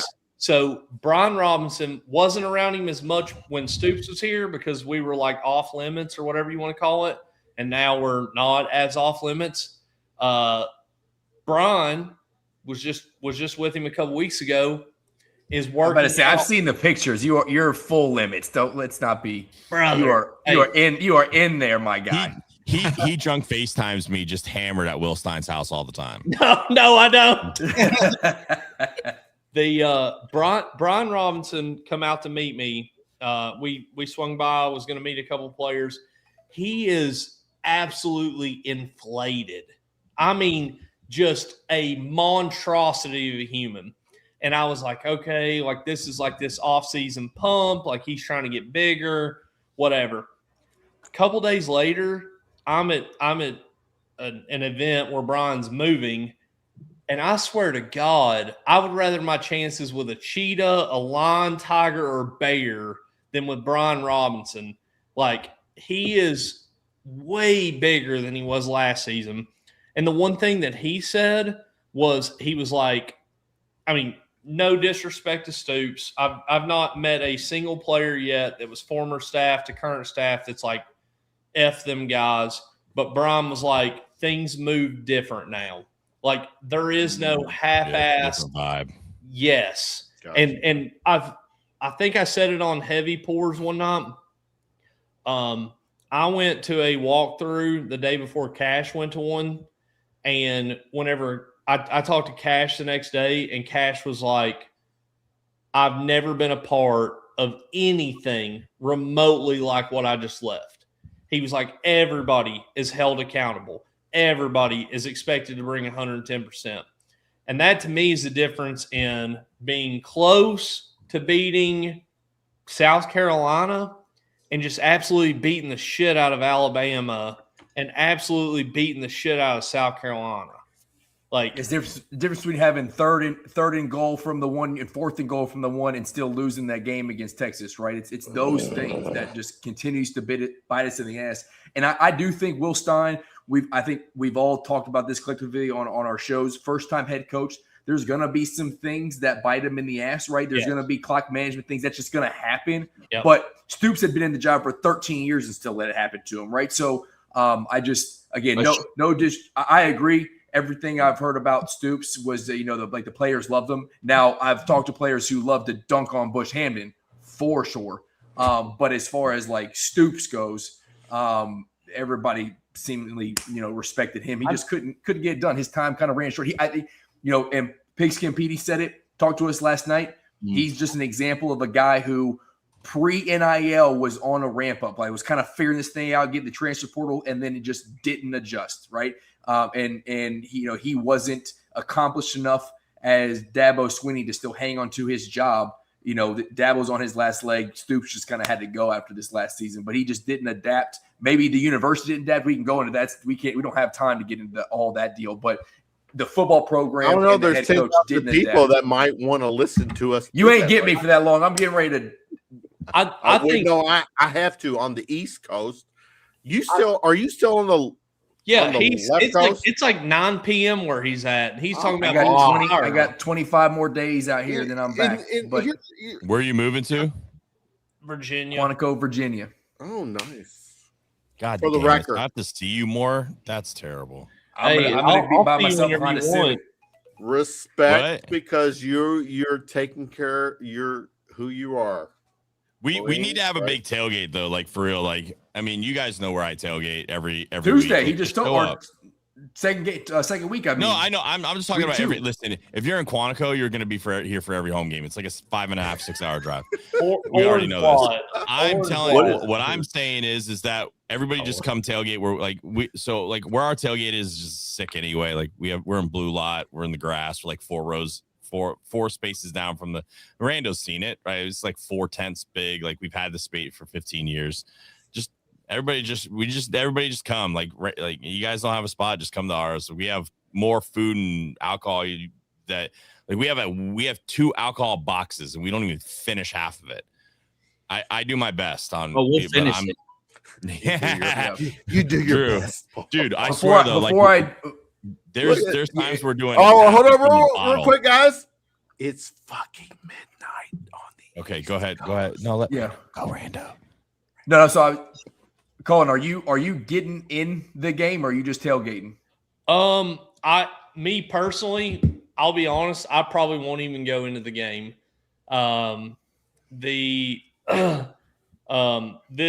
This season we have orange lot passes for home games. We're planning to do away games. We've got some connections at A&M, South Carolina, a couple other places. So the box that I sent you guys, we're planning to move it between places. I'll be honest, I've not been inside Kroger Field for a win since Will Levis was there. Yeah, stay the fuck out. Yeah, so Stay out. I'm actually planning on doing like free hats at like some bar in Lexington, like Tin Roof. My wife will probably tell me not Tin Roof. She'll probably also tell me not Two Keys. She'll probably also tell me not the Hill or whatever all these other like soon to be divorced places are. But I will give out hats somewhere in Lexington and watch the game. I still don't have my fucking polo, bro, that you promised me a year ago I would get. Wow. To be fair, we're probably either sold out or the USPS got it. Or you just said fuck him. Fuck Paul. No, I've never said fuck Paul. No, he's He's never done that. As Paul, I'm kidding. Paul and I have a love and hate relationship, and that means that Paul calls me when I'm busy, and I call Paul when he's busy All the time. It never It fails. is great. I call him. He texts me, hey, I'm in a meeting. He called me back the other day. I'm like, Yes. fuck, I'm in a meeting. This to me is why I do a fucking show on a Sunday night to talk Kentucky sports and hang out with what I. I will tell you, if you've never gotten kids. drunk at a game in a parking lot with me, John, or Rando before, I want to. Please now. I highly recommend it because it is comedy. Can we? You know what? Is Bro, football hold on. is football season I gotta tell you something. in play? So John remembers this. We're sitting there in the parking lot, right? And we're drinking, and Rando sees Wandell Robinson and Will Levis and squeals like a little girl. Do you remember that? Right? I will say this: I do not remember that, but I will. I laughed so hard. Oh my god! I'm a big Wandell fan, man. I'm a big Wandell fan. Rando. Everybody at the tailgate thought I was related to Will Levis. If you see the picture, Will Levis just looks like a 6'4" version of me. Rando goes, fuck it, I live in California now. I'm gonna go say hi. And just walks over. No, you said. Well, hold on, bro. Rando, you said that wrong. How tall are you? 6 foot. Yeah. No. Will Levis looked like a 6 foot version of you. Oh, because he's younger than me? Yeah. I'm talking. Yeah. What are you sipping on there? Yeah. Oh, Rando. What do you do? What's going on there? What is that? Calumet Farms. Yeah. 10. Oh, That I will say this: the funniest Rando. I've two great Rando moments. Oh boy. From the tailgate. One, it is absolutely piss poor in the rain. I'm talking sideways, Forrest Gump raining, and Rando is telling Brendan Canada that his shoes are women's, and that he got them, and that he got them from the Nike outlet in Denver. I remember that. oh and my God. That is an elite Rando moment.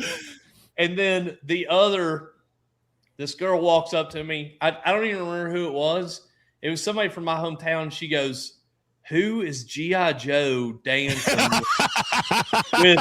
She goes, "Who is G.I. Joe dancing with a liter of alcohol and it's almost empty?" And I go, "Gotta be Rando." And she goes, "No, I think his name is like Kevin." And I was like, "Kevin?" I was like, "Who the fuck is Kevin?" And I turn and look, and Rando's just like, and I was like, Yeeting all over the parking lot. I was like, "Kyle," and she was like, "Maybe." I was like, "No, definitely Kyle." Bro, Hilarious. so hold on. My hat, I gave my hat to Rando for something, and I'm like, "Hey, Rando, just throw this under the thing so it doesn't get wet." I don't know why I did it.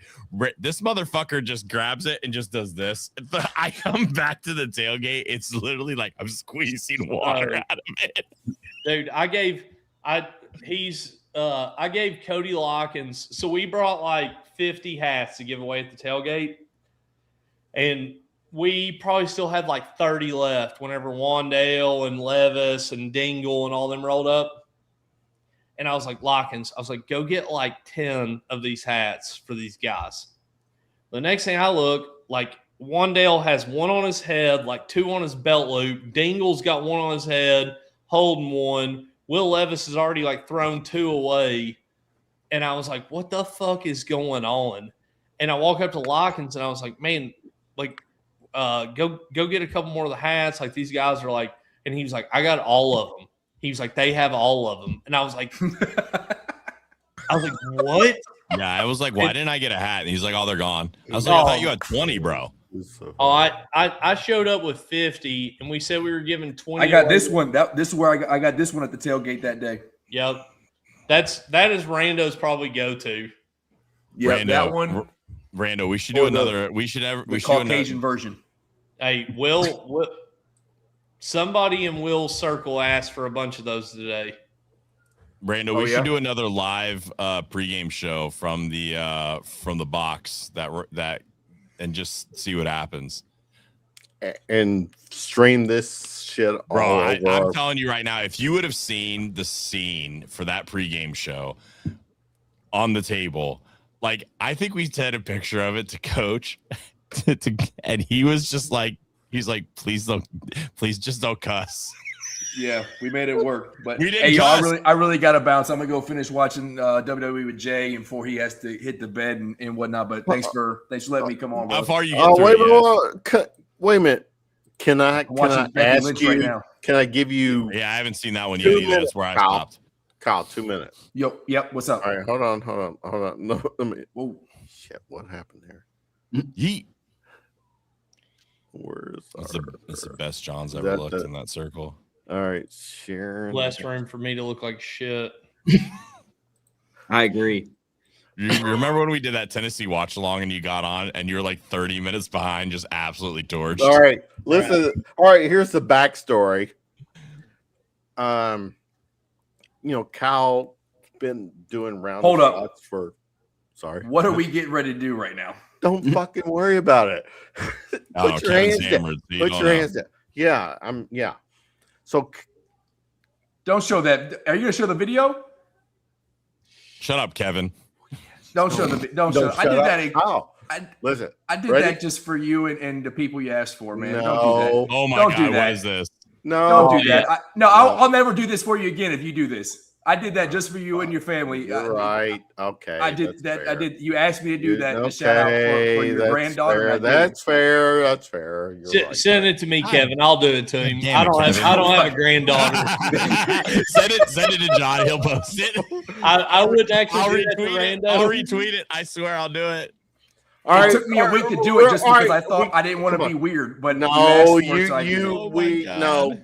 Kyle, you're Whoa, my he guy. didn't get I'm naked, did he? sorry. I did. I did I not. wasn't I did not. trying It's for his to- granddaughter, dude. It was my daughter, granddaughter, No, who That's just for what happens in some- Blue Lot. for some reason thinks that Kyle belongs on like a BBN calendar or Yeah. something.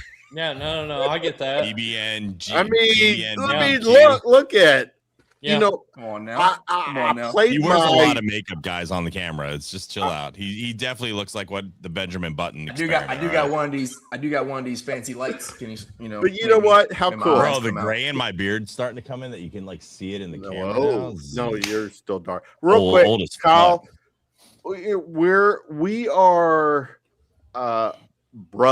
podcast brothers from another mother, all that shit. We support, we talk BBN. Sunday nights, I like to think I've got a kind of a window where it's round of shots and no one else can fucking take my glory. But I got my brothers on, Kyle. I mean, everyone's doing different podcasts, and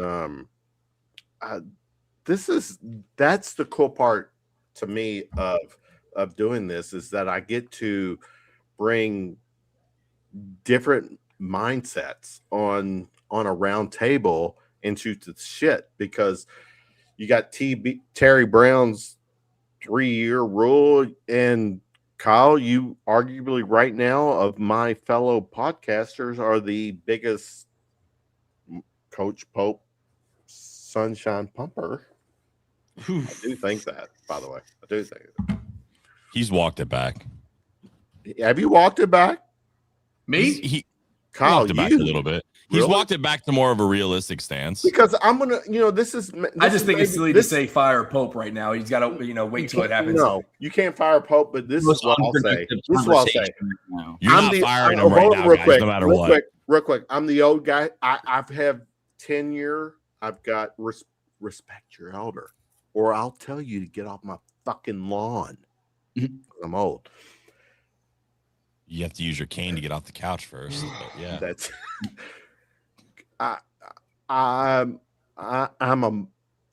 I support my coach. I support Coach Pope, but I'm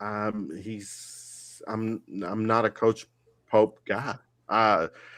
To me, this program is greatness. We are. You take UCLA off the 2 minutes, Kevin. You said 2 minutes, Kevin. Yeah, but it's been 10 minutes. Has it been 10 minutes? Yeah. I'm ready to wrap up too. We are it. Keep going, Kevin. Go final shots, Kevin. Just go final shots. Let's go. This may be the final shot. Is that Pope is not my guy. I mean, I look at in my 50 plus years, I'm literally celebrating my last fifth decade of life. And I've been a Kentucky fan for a lot of that. And Coach Pope, That's got he's a good guy, but you know, Kentucky basketball is greatness, man. And Coach Pope is not great. He's better than average. Look at his resume, his past resume. All of us are going to take better than average, though. Yeah. But I've had Bettino in my lifetime, and I've had Calipari in my lifetime. And those motherfuckers gave us. I deceased John. I can't even do this. I deceased him. Oh my God. I was trying to be serious for a moment. Hammered is the word. Yes. And I shouldn't be hammered. My final shot to you is, listen, it doesn't matter if Pope is your guy or not. He is our coach, right? And he is our coach. Absolutely. I've been going back and forth with a dude from Richmond who I should even be talking to at the moment in my comments, saying that, he's not my coach. I never wanted him. Well, guess what? He is ours. And if you look back and it doesn't matter if the pool should have been larger or not, of what was available to us and who we went after. Scott Drew, look at his record since not coming to Kentucky. Not good.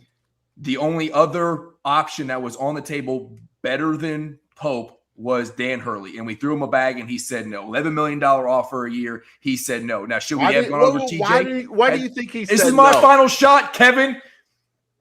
Anyways. Shut up, Kevin. Anyways, should we have gone after TJ? Maybe. Should we have gone after Dusty? Maybe. No, TJ said no early. TJ said no very early in that process. Well, Dusty, Billy, should we have waited for Billy? Maybe. Right. But what was we available? Didn't know who Dusty was then, did we?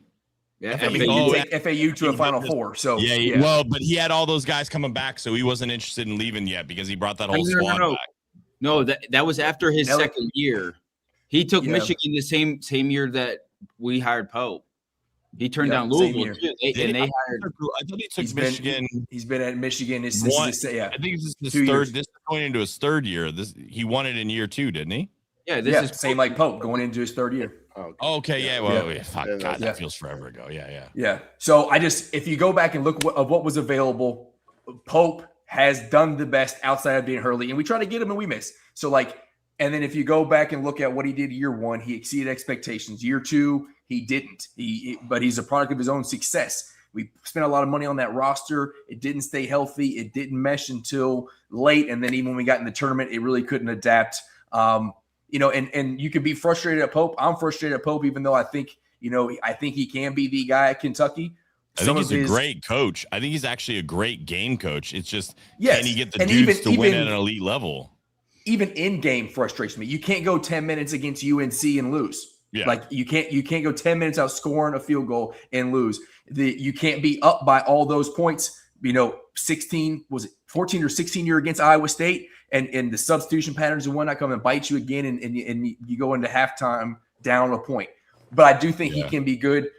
He is our coach. You give him this year. That's all it is. You give him this year, whether we get Milan or not. I'm going to still say we do until something actually says we're not going to. I agree. But with or without Milan, until he has to just win games. Until winning he doesn't meet TB3's criteria. Well, exactly. The thing that drives me nuts the most is people that say they're Kentucky fans that go around and talk shit and then agree with other fan bases.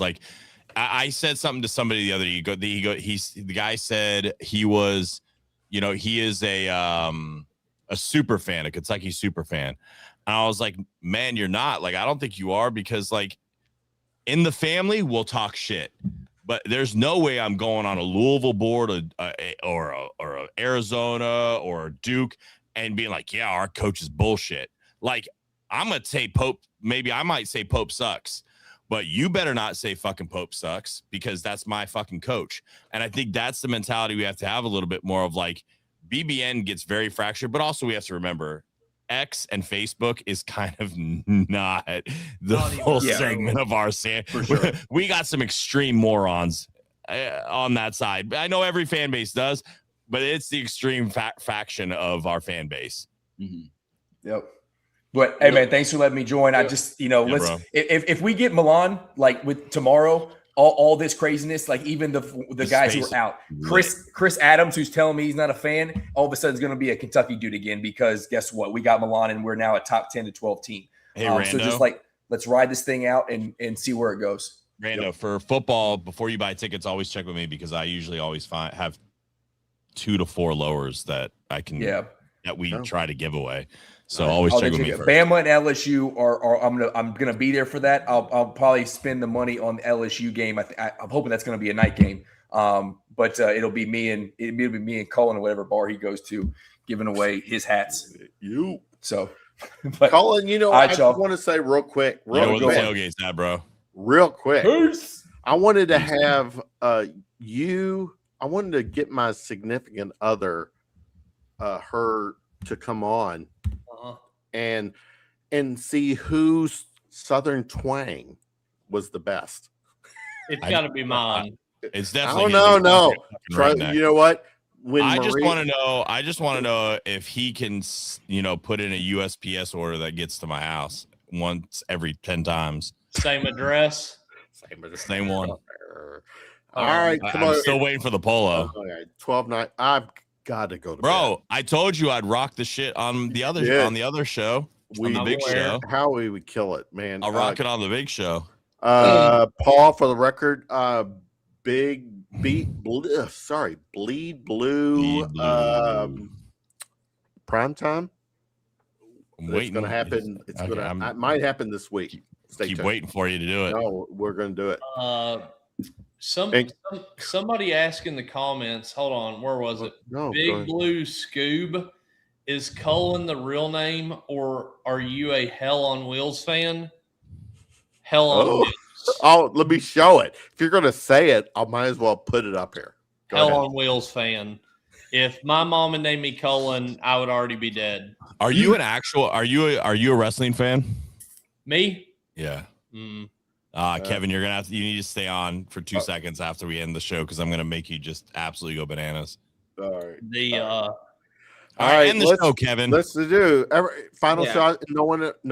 All right, Cullen, you get to do one because this is how we end the show. Yep. Final He's here. shot. Just give your final shot.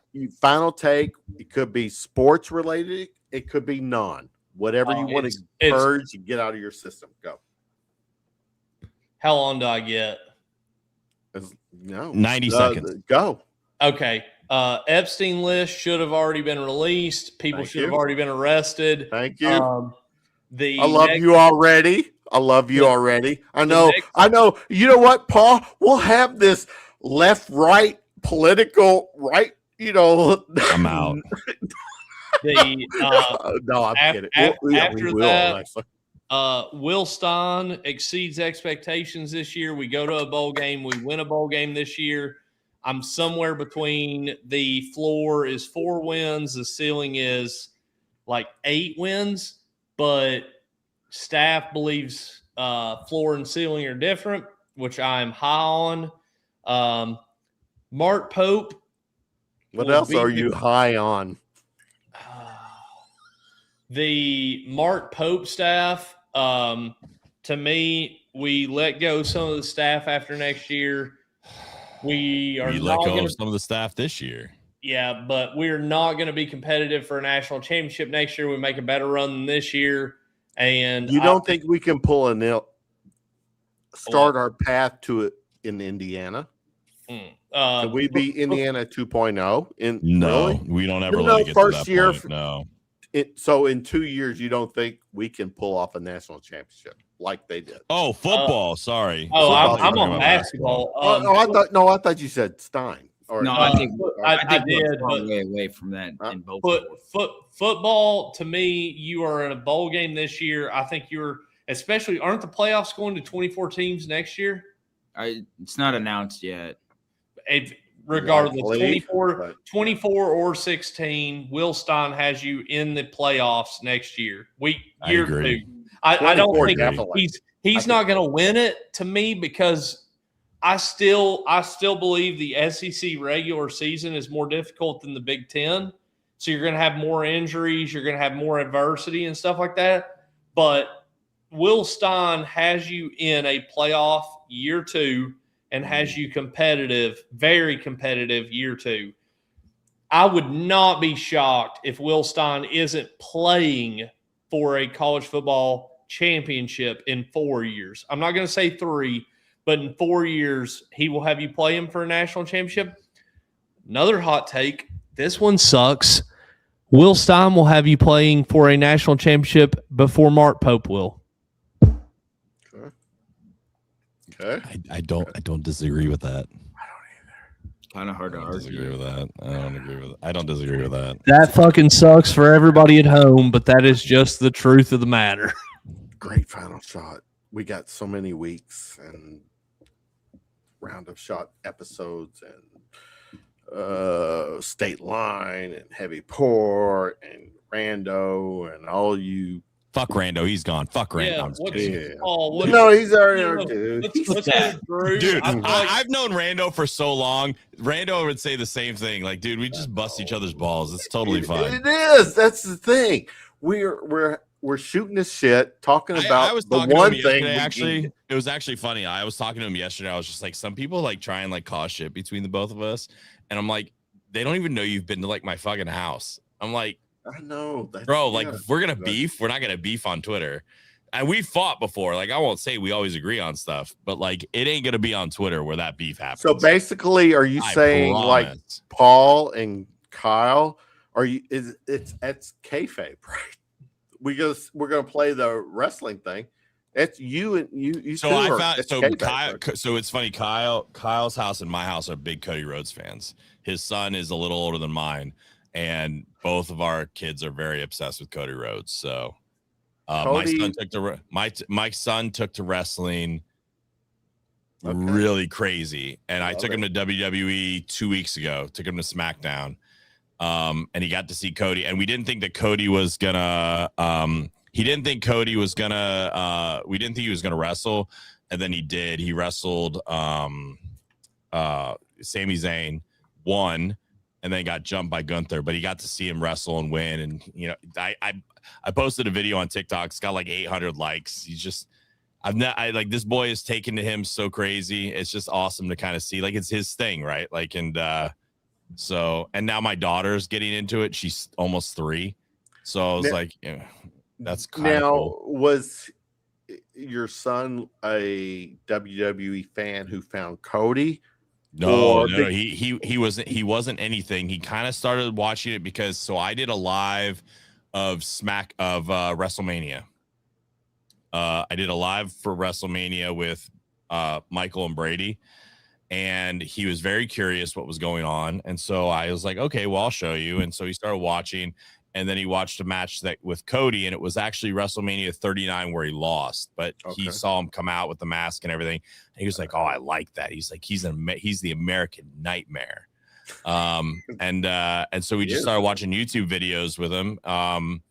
And he just got hooked, man. And so we went 2 weeks ago to SmackDown. He got a shirt, a hat, got the belt, all that, watched it. And it was just kind of like, as a dad, it was just so cool to see. Like he was so into it. You know, it's like that's like his thing. It's his thing. He loves it. So it's like our thing that we get to watch together. And he's 6.5, and it's his, right? Like he chose it. It wasn't like he likes football. He likes going to You're Kentucky all games. for it. And you're all for it. And look, there's Absolutely. worse things he could be into. And like Absolutely. compared to how it was when I was a kid, WWE is so much cleaner. Now, right? And they love and they do a lot for the kids and stuff. They're So very kid you know, friendly. Yeah. it's very kid friendly. So Yeah, and I actually have a contact at WWE now, so through Paul, Brady. we need to talk because are you familiar? You're obviously familiar with like FIFO.com. Mm-hmm. Yeah. Sean Ross that. Mm-hmm. Yeah. We'll talk. All right. Drew his final shot before he Drew, gets final bored. shot, my I brother. was just going to say, appreciate everybody watching, supporting, leaving comments, all those things. We appreciate it. If you're interested, give us a follow on X, follow along with all of our work. That would be the very cool. But just appreciate everybody listening, tuning in, watching. Means a lot more than you guys realize. So we thank you guys for the support. All the support. Floors, I think I have some like. Let me hold on before I shut it down. Let me find this. Just shut it down, Kevin. No, right. Shut it down. There it is. Like, There it is. subscribe. Like, subscribe. There's a button here. Like, subscribe. Like, Shut it down. Subscribe. We've been going almost 3.5 hours. Yeah, I know. Killing it. I know, and I've stayed the whole time. I know. Love you, Paul. Love you, Drew. Your hair and goatee. All right, round of shots. Signing off on this See you, Paul. See you, Kev. This Monday morning. All right. We'll be back next week. Peace out. Good night. Peace. See you.